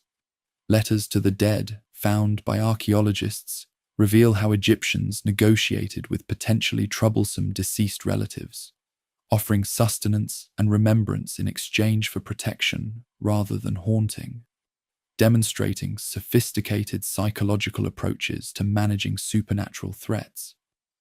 The Egyptian awareness of supernatural danger extended to specific, dangerous times when hostile forces gained temporary advantage.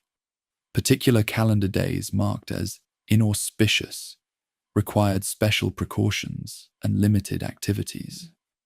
The transitional period between years, the 5 epagomenal days added to complete the 365-day calendar, represented an especially dangerous time when the normal cosmic order was weakened, allowing chaotic forces greater influence. Special protective rituals and amulets helped ordinary Egyptians navigate these heightened danger periods.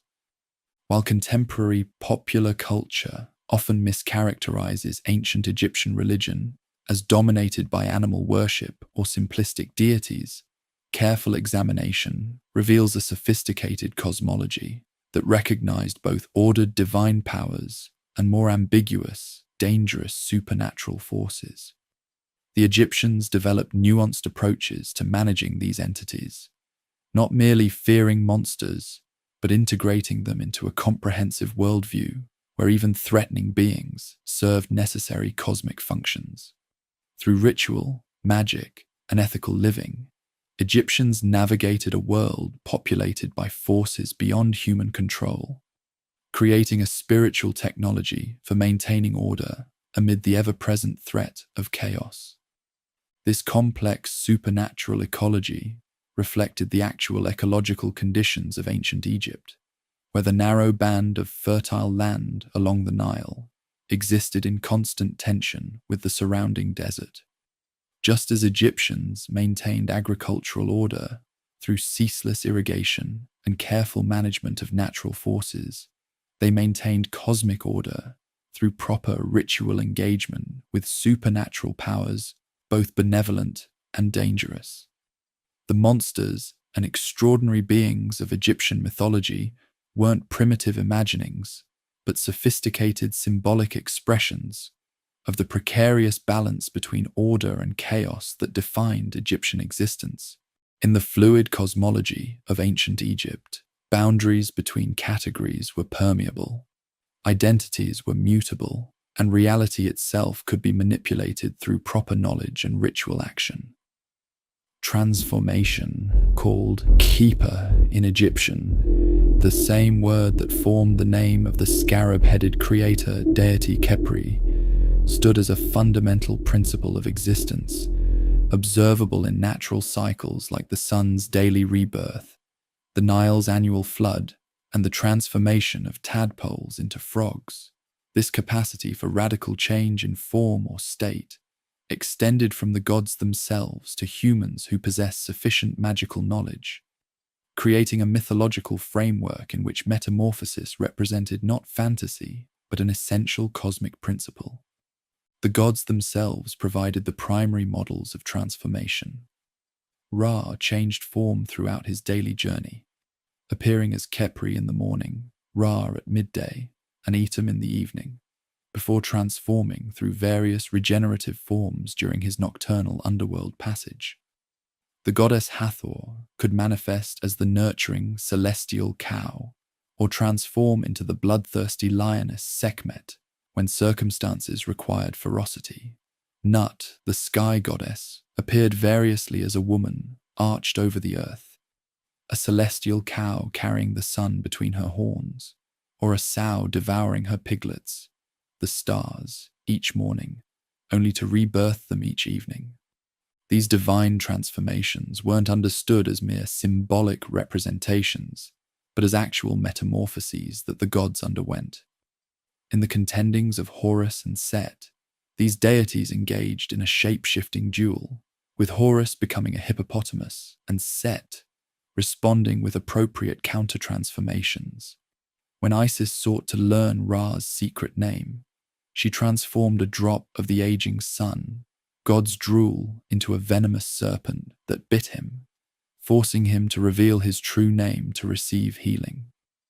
In countless other myths, deities transformed themselves or others as essential plot elements, demonstrating the fundamental Egyptian belief that form was mutable rather than fixed, even for the most powerful cosmic beings. The mythic principle of transformation extended to deceased humans seeking afterlife existence. The Egyptian Book of the Dead, more accurately called the Book of Coming Forth by Day, contained numerous spells enabling the deceased to transform into various creatures or entities. Spell 76 allowed transformation into a falcon, Spell 77 into a hawk, Spell 83 into a phoenix, Spell 84 into a heron, and others facilitated becoming a lotus, divine light, a god, or various other beneficial forms. These transformations weren't understood as symbolic, but as actual metamorphoses that the properly prepared deceased could undergo, allowing navigation of afterlife challenges through the adoption of appropriate forms. The magical concept of becoming extended beyond physical transformation to identity assimilation. Through proper ritual and recitation, a person could declare, "I am Osiris," or "I am Ra," and temporarily access the powers and protection of that deity. This principle, called Henmamet in Egyptian, sometimes translated as identification or unification, allowed ritual practitioners to participate in divine power by temporarily merging their identity with a higher cosmic entity. During funerary rituals, for instance, the embalmer would declare, "I am Anubis," to access the divine knowledge necessary for proper mummification. This concept appears strikingly in the Egyptian understanding of images and statues. When properly activated through the opening of the mouth ceremony, a statue wasn't merely a representation of a person or deity, but became a valid receptacle for their kai, life force, capable of receiving offerings and providing blessings. The ritual transformed inert material into a living vessel, demonstrating the Egyptian belief that proper knowledge and ritual could fundamentally alter an object's metaphysical nature. Central to Egyptian concepts of transformation was the power of words and names. Unlike modern cultures that often treat names as arbitrary labels, Egyptians considered a name, Ren, to be an essential component of personal existence. To know something's true name was to have power over it, a principle dramatically illustrated in the myth where Isis poisoned Ra and forced him to reveal his secret name in exchange for healing.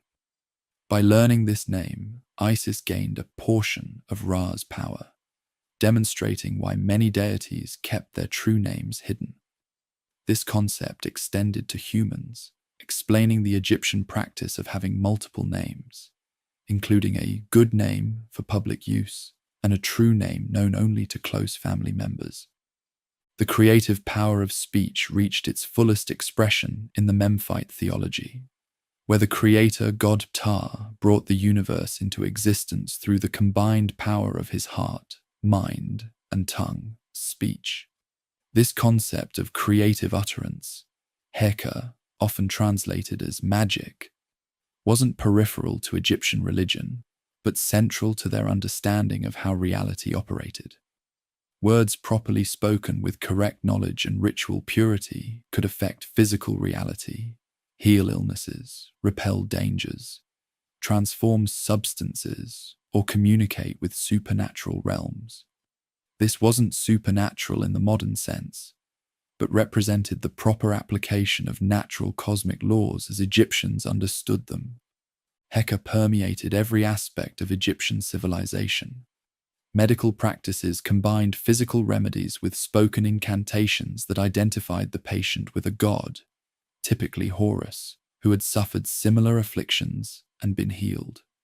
Agricultural activities incorporated verbal formulas, ensuring fertility and protection from pests. Even major state projects like temple construction began with verbal rituals that transformed the building site from ordinary space to sacred ground. Rather than seeing these practices as separate from practical activities, Egyptians understood verbal and material components as equally necessary aspects of effective action in a cosmos responsive to properly formulated speech.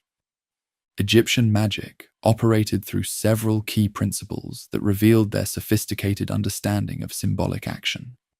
One fundamental concept was that of the pars pro toto. The part represents the whole. A lock of hair, nail clipping, or written name could stand in magically for the entire person, allowing either protective or harmful magic to affect someone through these connected parts. This principle explains why royal names were carefully guarded, why tomb images of dangerous creatures sometimes had their heads or legs removed to neutralize their power, and why substitution magic using wax figures could transfer illness from a patient to the destroyed surrogate. Another operational principle was sympathetic correspondence, the idea that things sharing qualities could affect each other across distances. Red substances like carnelian or jasper corresponded to blood and life force, making them effective in healing blood disorders. Images of the young sun god rising could facilitate the rejuvenation of the deceased. Words written in specific colored inks activated corresponding cosmic forces. These weren't arbitrary associations, but reflected the Egyptian understanding of a universe bound together by networks of sympathetic connection that ritual specialists could activate. The ultimate embodiment of magical transformation came in the person of Isis, goddess of magic par excellence. While numerous deities employed magical powers, Isis represented Heka in its purest form, creative transformation that could overcome even death itself. Her magical reassembly and temporary reanimation of Osiris demonstrated magic's most profound potential, the reversal of the ultimate cosmic boundary between life and death. Countless myths depicted Isis using her magical knowledge to transform situations, protect her son Horus, or outsmart more physically powerful deities, establishing her as Egyptian mythology's paramount magical practitioner. Yet Egyptian magic was neither unconstrained nor individualistic. Proper magical practice required knowledge, ritual purity, and appropriate timing, according to auspicious days and astronomical conditions. The most powerful magical texts were closely guarded in temple houses of life, where priest scribes studied and copied sacred writings. Magic that violated Ma'at or threatened cosmic order was condemned as dangerous Isfet, chaos, rather than legitimate Heka. Personal magical practice was expected to align with, not contravene, the fundamental cosmic order established by the gods. Perhaps most revealing of Egyptian perspectives on transformation was the linguistic connection between magic, Heka, creative speech, and effective governance. The same conceptual complex that described magical effectiveness also applied to successful royal decrees and divine creative acts. A pharaoh whose commands manifested effectively in reality demonstrated the same principle of transformative speech that powered magical incantations. Divine creative utterances, royal decrees, and magical spells all exemplified the same fundamental process. Properly formulated speech transforming potential into actuality. The ubiquity of transformative concepts in Egyptian thought reveals a culture that viewed reality as dynamic rather than static, process-oriented rather than fixed, and fundamentally responsive to proper knowledge and ritual action. Their mythology wasn't merely a collection of stories, but a complex symbolic system expressing this fluid cosmology, where identities could merge, boundaries could be crossed, and even death itself could be overcome through proper application of the cosmic principles governing transformation. For 3 millennia, this transformative worldview provided Egyptians with a framework for understanding and interacting with a universe they experienced as both orderly and mutable, governed by knowable principles yet responsive to human ritual engagement. The mythology of ancient Egypt was neither monolithic nor static. Across its vast territory, stretching from Mediterranean shores to Nubian borders, and throughout its 3,000-year history, Egyptian religious concepts developed remarkable diversity while maintaining essential continuity. Regional theological traditions flourished alongside national cults, foreign deities were adopted and transformed, and gods merged or differentiated according to evolving cultural needs. This complex religious landscape reflected Egypt's unique political structure, a unified state that nevertheless preserved strong regional identities, and an isolated civilization that still engaged in cultural exchange with neighboring powers. Long before Egypt's political unification, around 3100 BCE, distinct regional religious traditions had developed in the various population centers along the Nile. Each nome, administrative district, maintained its own local deities, creation accounts, and religious practices that continued even after political centralization. Rather than suppressing these local traditions, the unified Egyptian state incorporated them into a comprehensive theological system that acknowledged these variations while establishing overarching religious frameworks that supported national unity. The contrast between Upper and Lower Egyptian religious traditions represented the most fundamental regional division. In the Nile Delta of Lower Egypt, where fertile marshlands and multiple river branches created a landscape of abundance, deities associated with moisture, fertility, and aquatic environments predominated. Goddesses played particularly prominent roles in Delta religion, with deities like Neith of Sais, Bastet of Bubastis, and Wadjet of Buto commanding significant cult centers. Lower Egyptian creation accounts often emphasized watery beginnings, and many Delta deities took symbolic forms as aquatic creatures or marsh-dwelling animals. In Upper Egypt, where the narrow Nile Valley was sharply delineated from surrounding deserts, different theological emphases emerged. Solar cults gained particular prominence, with Ra of Heliopolis and later Amun of Thebes becoming dominant male deities. Creation accounts from Upper Egypt more frequently emphasized the primeval mound emerging from chaos, reflecting the annual experience of land appearing from the receding flood. Desert edges and mountain ranges influenced Upper Egyptian religious iconography, with falcon gods associated with high places and deities related to mineral wealth achieving prominence. Even within these broader regions, individual cities developed distinctive theological systems. In Hermopolis, the Ogdoad of 8 primordial deities represented pre-creation chaos. In Memphis, the creator god Ptah brought the world into existence through intelligent speech. In Heliopolis, Atum emerged from primordial waters to generate the first divine pairs. In Thebes, Amun represented the hidden force behind all creation. Each city strove to position its local deity at the cosmic center, developing sophisticated theological arguments for their god's primacy, while simultaneously acknowledging the broader pantheon. These regional variations created potential theological conflicts that Egyptian priests resolved through several sophisticated intellectual strategies. The most important was syncretism, the merging of deities with similar functions or attributes into composite forms. Rather than competing, gods with similar domains could be combined. Amun of Thebes and Ra of Heliopolis merged as Amun-Ra. Ptah of Memphis and Sokar of the necropolis became Ptah-Sokar, while Hathor of Dendera assimilated aspects of numerous local goddesses. These syncretistic combinations weren't seen as eliminating the original deities, but as revealing deeper connections between divine manifestations.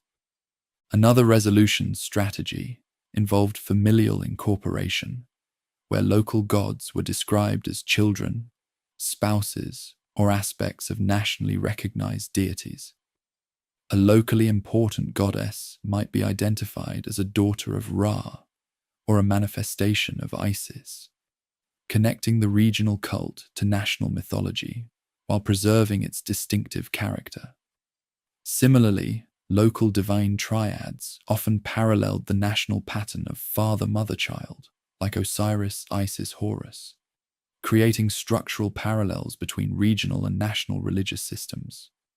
Egyptian theological texts explicitly acknowledge these regional variations, using the concept of theological geography. Gods were understood to manifest differently in different locations, with particular cities hosting the deity's primary manifestation. Religious texts might specify Hathor, Lady of Dendera, or Horus of Edfu, to indicate specific local manifestations with their distinctive attributes and mythologies.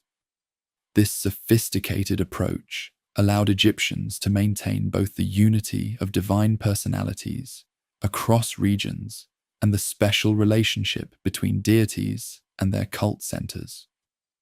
This religious diversity extended to conceptions of the afterlife, which varied significantly by region and historical period.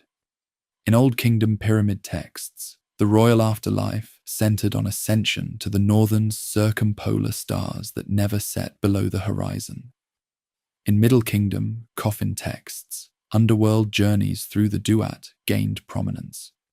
New Kingdom funerary books developed elaborate maps of otherworld geography that the deceased needed to navigate. These weren't contradictory systems, but complementary understandings of post-mortem existence that could be selectively emphasized according to regional traditions and historical circumstances. Beyond regional Egyptian variations, foreign religious influences periodically entered Egyptian mythology, especially in border regions and during periods of international contact. In the Eastern Delta, Canaanite deities like Baal, Anat, and Astarte were incorporated into Egyptian worship, sometimes identified with or married to Egyptian counterparts. The Canaanite storm god Baal was associated with Seth, while the warrior goddess Anat became Seth's consort in some traditions.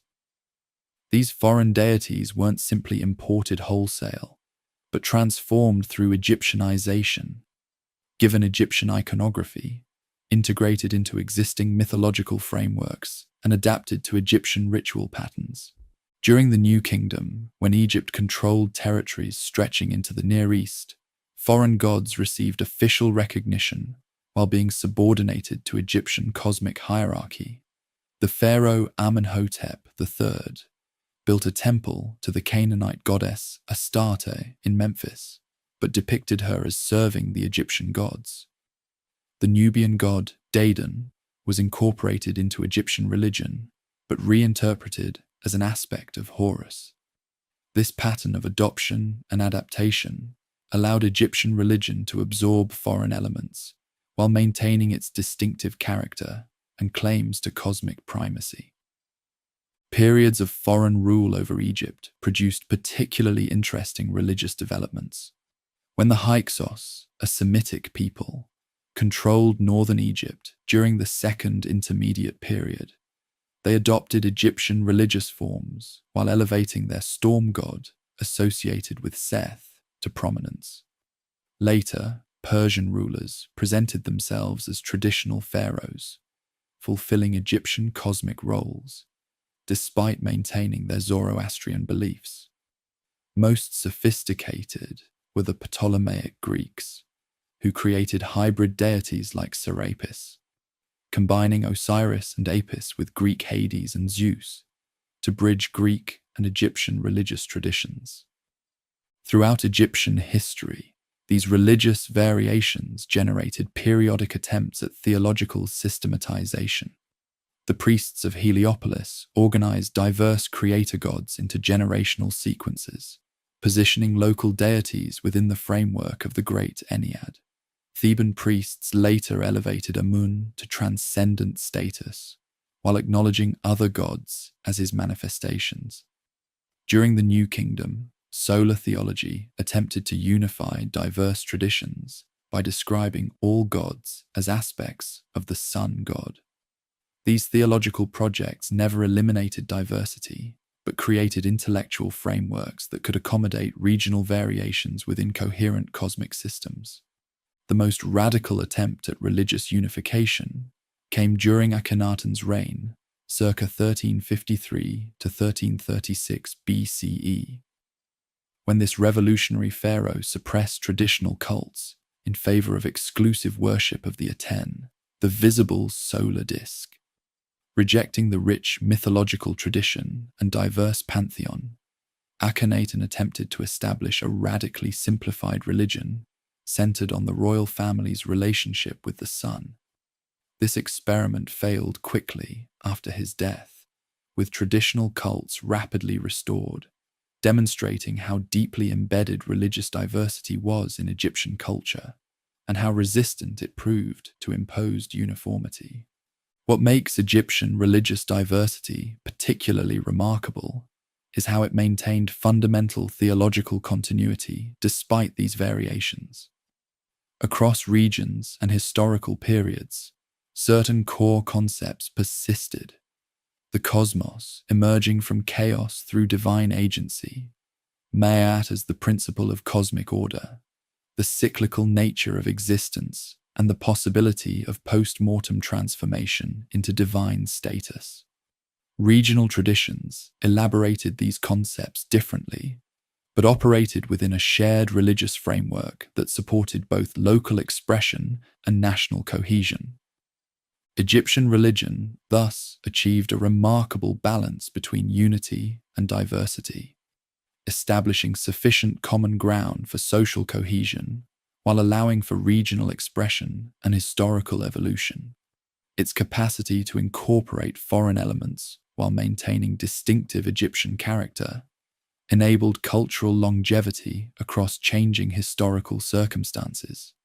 Rather than representing theological confusion, Egyptian religious diversity reflected a sophisticated intellectual approach that recognized how divine reality could manifest differently across space and time while maintaining essential coherence. A religious pluralism that valued both particular expressions and universal patterns within a complex mythological framework. For nearly 3,000 years, Egyptian mythology provided a remarkably stable framework for understanding existence, guiding one of history's longest-lasting civilizations through changing historical circumstances while maintaining essential cultural continuity. Yet even this enduring mythological system eventually faced decline, transformation, and apparent extinction.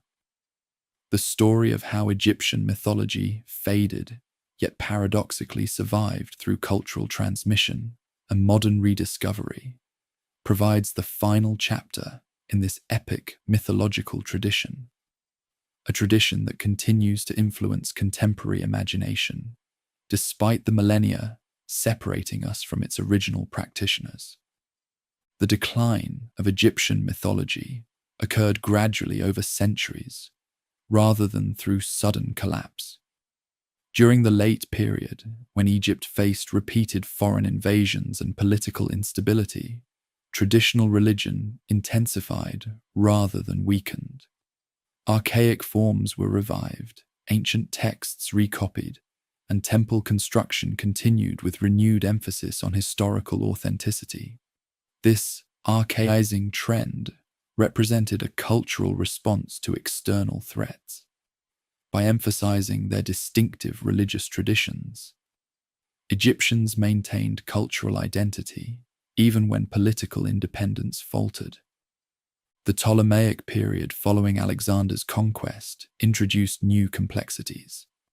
Greek rulers positioned themselves as traditional pharaohs, adopting Egyptian royal regalia and religious roles while simultaneously introducing Hellenic cultural elements. The resulting religious landscape featured both traditional Egyptian cults and innovative hybrid forms like the god Serapis, deliberately created to appeal to both Egyptian and Greek sensibilities. Major temples like those at Edfu, Dendera, and Philae were constructed or expanded during this period, their walls covered with traditional mythological scenes despite their relatively recent dates. Roman rule, beginning in 30 BCE, initially maintained this policy of religious respect, with emperors depicted on temple walls in pharaonic regalia performing traditional rites. Existing temples remained active religious centers, and Egyptian cults like that of Isis spread throughout the Roman Empire, demonstrating the continued vitality of Egyptian religious concepts, even as their homeland came under foreign domination.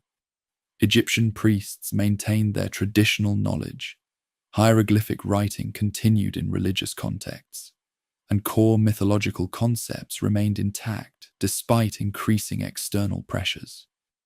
The decisive challenge to traditional Egyptian religion came not from political changes, but from the spread of Christianity. By the 3rd century CE, Christian communities had established significant presence in Egypt, particularly in Alexandria and other urban centers. The new monotheistic faith directly challenged core Egyptian religious concepts, rejecting the worship of multiple deities, denouncing animal-headed gods as demonic, and offering a linear rather than cyclical view of time and salvation. Unlike previous foreign religious influences that had been incorporated into Egyptian frameworks, Christianity positioned itself as exclusively true, requiring the rejection of traditional practices. As Christianity gained imperial support in the 4th century CE, active suppression of traditional Egyptian religion intensified.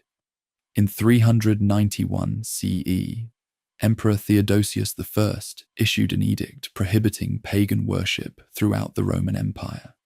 The Serapeum of Alexandria, a major temple complex, was destroyed by Christian mobs that same year, symbolizing the changing religious landscape. Temples were abandoned, converted to churches, or dismantled for building materials. Priests lost their state support and social status, while traditional religious knowledge became increasingly marginalized. The final outpost of traditional Egyptian religion stood at the southern border, on the island of Philae, near the first cataract of the Nile. Protected partly by its remote location and by agreements with Nubian tribes who continued to worship Isis, this temple remained active until approximately 550 CE, when Emperor Justinian finally ordered its closure. With this act, institutional worship of the Egyptian gods officially ended after more than 3 millennia of continuous practice, an extraordinary religious longevity matched by few other traditions in human history. Yet the formal end of temple worship didn't immediately erase Egyptian mythological concepts from popular consciousness. Folk practices incorporating elements of traditional religion persisted in rural areas for centuries, often blended with Christian elements. Coptic magical texts from the 6th to 8th centuries CE continued to invoke ancient deities alongside Christian figures, demonstrating how Egyptian concepts of magical efficacy survived the institutional transition. Even as Christianity became Egypt's dominant religion, cultural memory preserved aspects of traditional mythology through festivals that maintained their ancient timing while receiving Christian interpretation. The most significant transmission of Egyptian mythological elements occurred through Hermeticism, a philosophical religious tradition that emerged in Greco-Roman Egypt, claiming descent from the wisdom of Thoth, identified with Greek Hermes, hence Hermetic. Texts like the Corpus Hermeticum preserved transformed aspects of Egyptian theological concepts, particularly regarding cosmic order, divine knowledge, and magical efficacy. These writings later influenced Renaissance European thought, ensuring that certain Egyptian concepts, albeit in highly modified form, continued influencing Western intellectual traditions long after hieroglyphics became unreadable. A more direct but misunderstood transmission occurred through classical authors like Plutarch, Diodorus Siculus, and Iamblichus, whose accounts of Egyptian religion preserved important mythological narratives, but interpreted them through Greek philosophical frameworks. Plutarch's On Isis and Osiris provided the most complete surviving account of this central Egyptian myth, but infused it with Platonic concepts foreign to original Egyptian understanding. These Hellenized interpretations became the primary source of knowledge about Egyptian mythology for Western thinkers until the 19th century, creating persistent misunderstandings that continue influencing popular conceptions.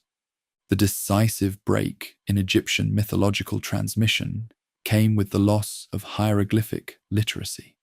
As traditional priesthoods disappeared, the ability to read hieroglyphics and consequently access original Egyptian religious texts vanished. The last dated hieroglyphic inscription comes from 394 CE, the last demotic from 452 CE. Without the ability to read original sources, direct knowledge of Egyptian mythology became inaccessible even to Egyptians themselves, who increasingly viewed the mysterious symbols on ancient monuments as magical rather than linguistic signs. For over a millennium, hieroglyphics remained unreadable, and Egyptian mythology existed primarily through classical second-hand accounts and increasingly fantastical medieval interpretations. Renaissance scholars became fascinated with hieroglyphics, but misunderstood them as purely symbolic rather than phonetic writing, creating elaborate but entirely incorrect translations based on symbolic guesswork. Egyptian mythology was remembered but profoundly misunderstood, reduced to fragmentary concepts divorced from their original context and meaning. The rediscovery of authentic Egyptian mythology began with Napoleon's Egyptian expedition, 1798 to 1801, which included scores of scientists and scholars who systematically documented Egyptian monuments. Their findings, published in the monumental Description de l'Égypte, reintroduced Europe to Egypt's architectural and artistic achievements, while stimulating renewed interest in deciphering hieroglyphics. This scholarly attention culminated in Jean-François Champollion's successful decipherment, using the Rosetta Stone in 1822, reopening access to original Egyptian texts after 15 centuries of silence. As hieroglyphic translation advanced throughout the 19th century, authentic Egyptian religious texts became accessible for the first time since late antiquity. Pyramid texts, coffin texts, and the Book of the Dead revealed mythological concepts far more complex and sophisticated than those preserved in classical accounts. Temple inscriptions provided theological depth previously unknown, while narrative papyri recovered from tomb assemblages restored lost mythological episodes. Gradually, scholarly understanding of Egyptian mythology transformed from a collection of exotic anecdotes to recognition of a profound religious system expressing complex theological and cosmological concepts. This scholarly rediscovery coincided with broader cultural phenomena that brought Egyptian concepts into popular consciousness. The archaeological rediscovery of ancient Egypt, particularly the spectacular find of Tutankhamun's tomb in 1922, generated widespread fascination with Egyptian aesthetics and symbols. Western esoteric movements, like theosophy and occult societies, claimed connection to supposed Egyptian wisdom, while early science fiction and fantasy literature frequently incorporated Egyptian mythological elements. These popular interpretations often bore little resemblance to authentic Egyptian concepts, but ensured Egyptian imagery remained present in modern imagination. Contemporary popular culture continues to be saturated with Egyptian mythological elements, from museum exhibitions that attract millions of visitors to films, novels, and games that incorporate, often heavily modified, Egyptian deities and concepts.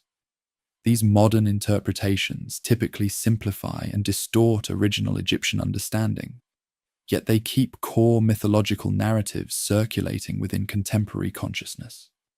The visual distinctiveness of Egyptian religious imagery, animal-headed gods, hieroglyphic writing, pyramidal structures, ensures its continued recognition even as its original meanings are often lost. Academic understanding of Egyptian mythology, meanwhile, has developed increasing sophistication, with scholarly debates now focusing on nuanced questions of theological development, regional variations, and the relationship between elite and popular religious concepts. Archaeological discoveries continue providing new perspectives, while applying anthropological and comparative religious methodologies to existing material yields fresh insights. The digital preservation and analysis of Egyptian religious texts make these sources increasingly accessible to scholars worldwide, enabling more comprehensive understanding than ever before. What explains the continued fascination with Egyptian mythology across such vast chronological and cultural distances? Unlike some ancient religious systems that seem entirely alien to modern sensibilities, Egyptian mythology addresses universal human concerns in particularly vivid and compelling ways. Its focus on renewal and regeneration, its optimistic view of posthumous existence, its integration of cosmic and ethical concerns, and its vivid visual expression of abstract concepts continue resonating with contemporary humans, facing many of the same fundamental questions about existence, mortality, and meaning. Egyptian mythology thus occupies a paradoxical position in contemporary culture, simultaneously dead as a living religious tradition, yet strikingly alive in cultural memory and imagination.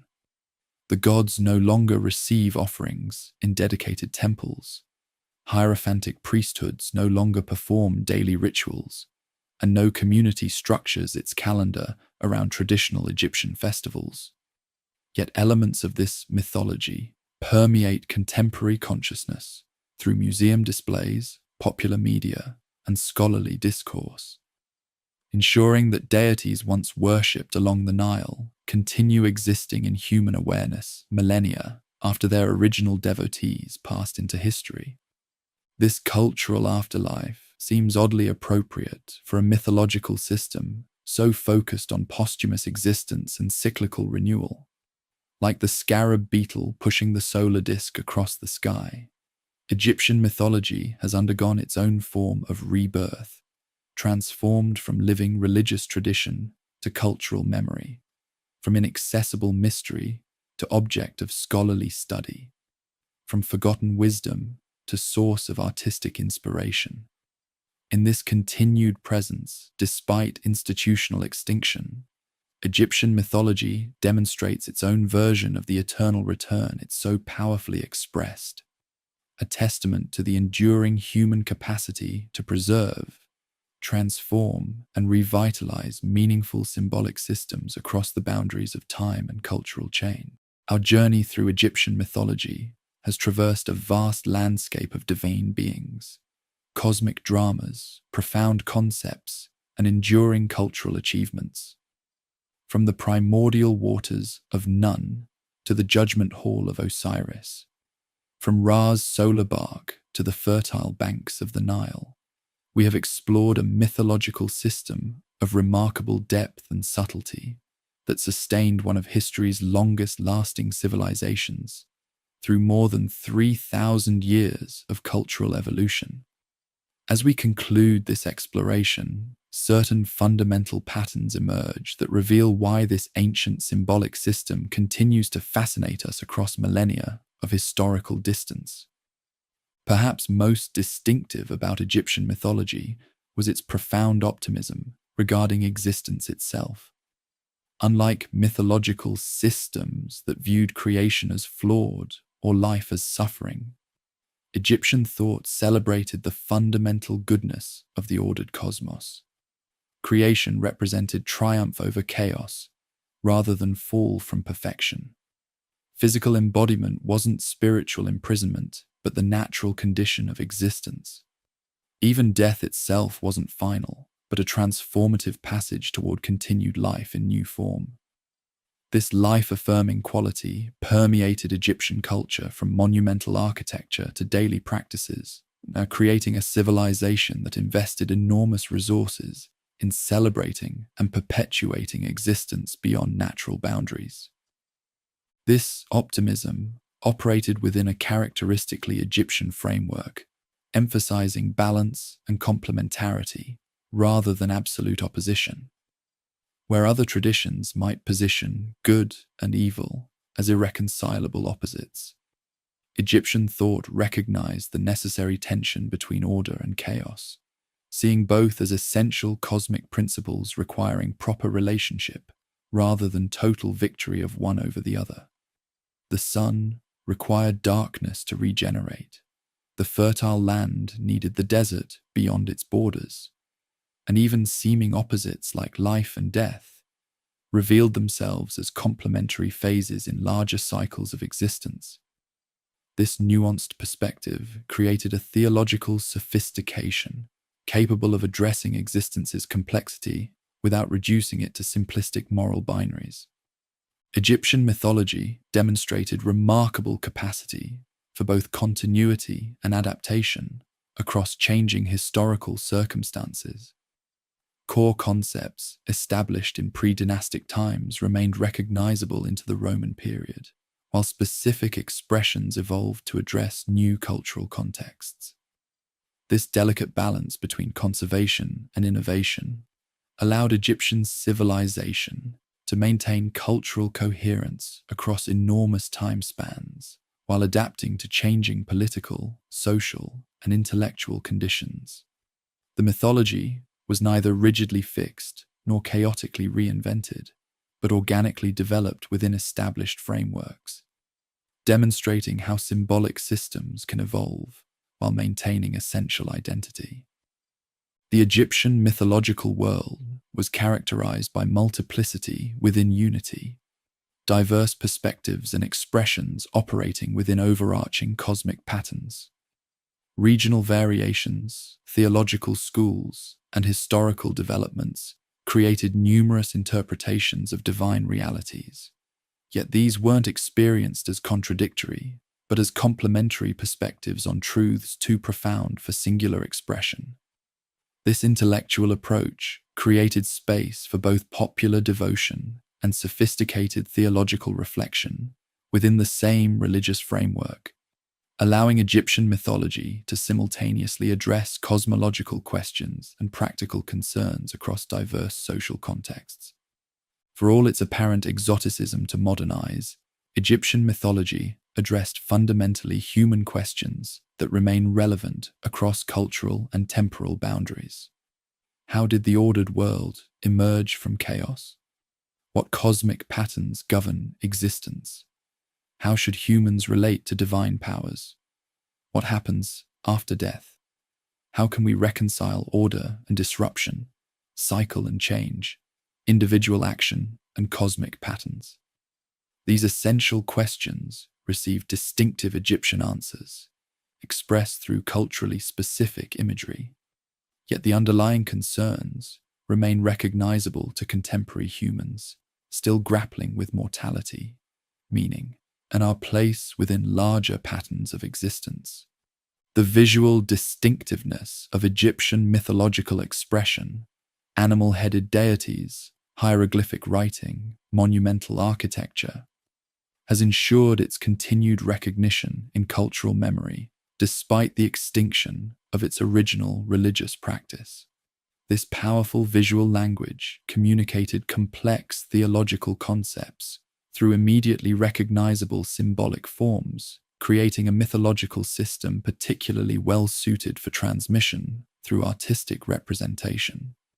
Even viewers unfamiliar with Egyptian theology instantly recognize its distinctive aesthetic, which continues influencing contemporary visual culture from museum exhibitions to popular entertainment. At its core, Egyptian mythology expressed profound awareness of existence as process, rather than fixed state, dynamic patterns of becoming, rather than static being. Creation wasn't a completed event, but required continual maintenance against entropic forces. Divine beings weren't unchanging entities, but fluid manifestations capable of transformation and combination.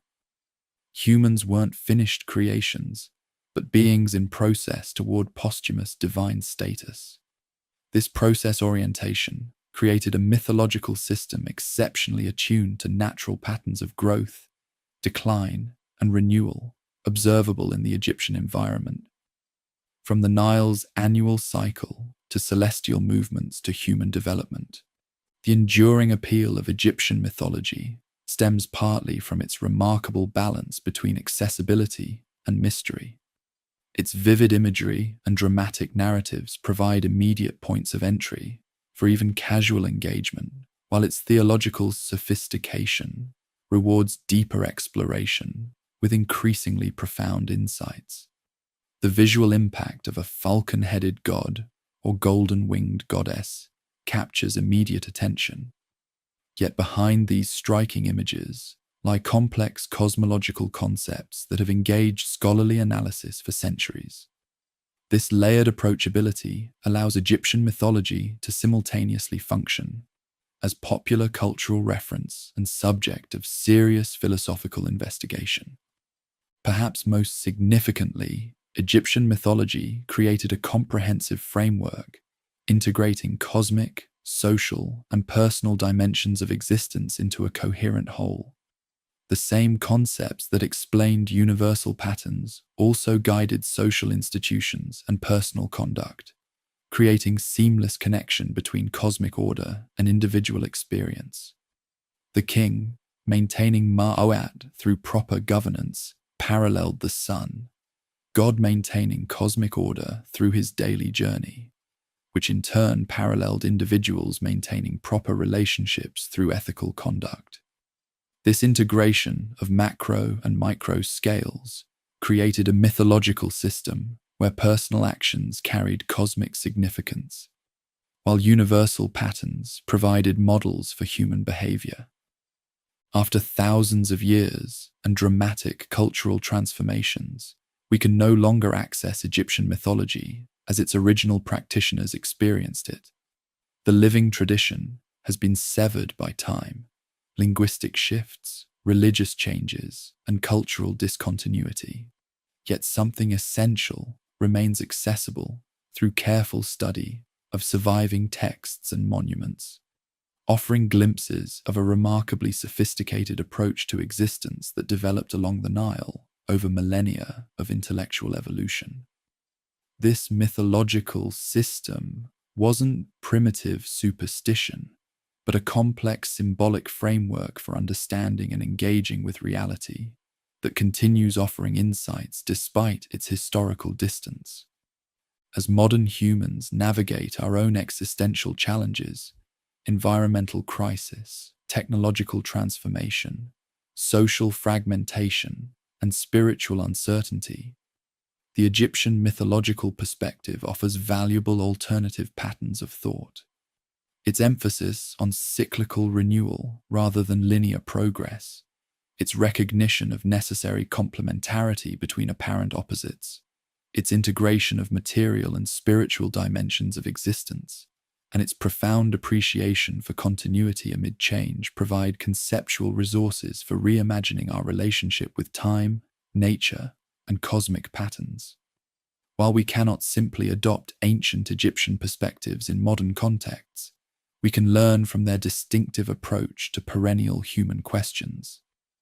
The gods of Egypt may no longer receive offerings in dedicated temples, but they continue existing in human consciousness, perpetuated through scholarly study, artistic representation, and cultural memory. This persistence across millennia suggests something essential about these symbolic expressions of cosmic forces in human experience, something that transcends their specific cultural context to address fundamental patterns of existence that remain relevant despite changed circumstances. Like the phoenix that the Egyptians called the Bennu bird, their mythology has undergone its own form of death and regeneration, transformed yet recognizable across the great distance of time. In the Egyptian understanding, to speak the name of the deceased was to help them continue existing beyond physical death. As we have spoken the names of Osiris and Isis, Ra and Hathor, Thoth and Anubis throughout this exploration, we have participated in this ancient practice of remembrance that defeats final extinction. Though their temples have fallen and their priesthoods dispersed, the gods of Egypt remain present in human awareness, testament to both the transience of specific religious institutions and the enduring power of mythological symbolism to express profound truths about existence that continue resonating across the boundaries of time, language, and cultural change.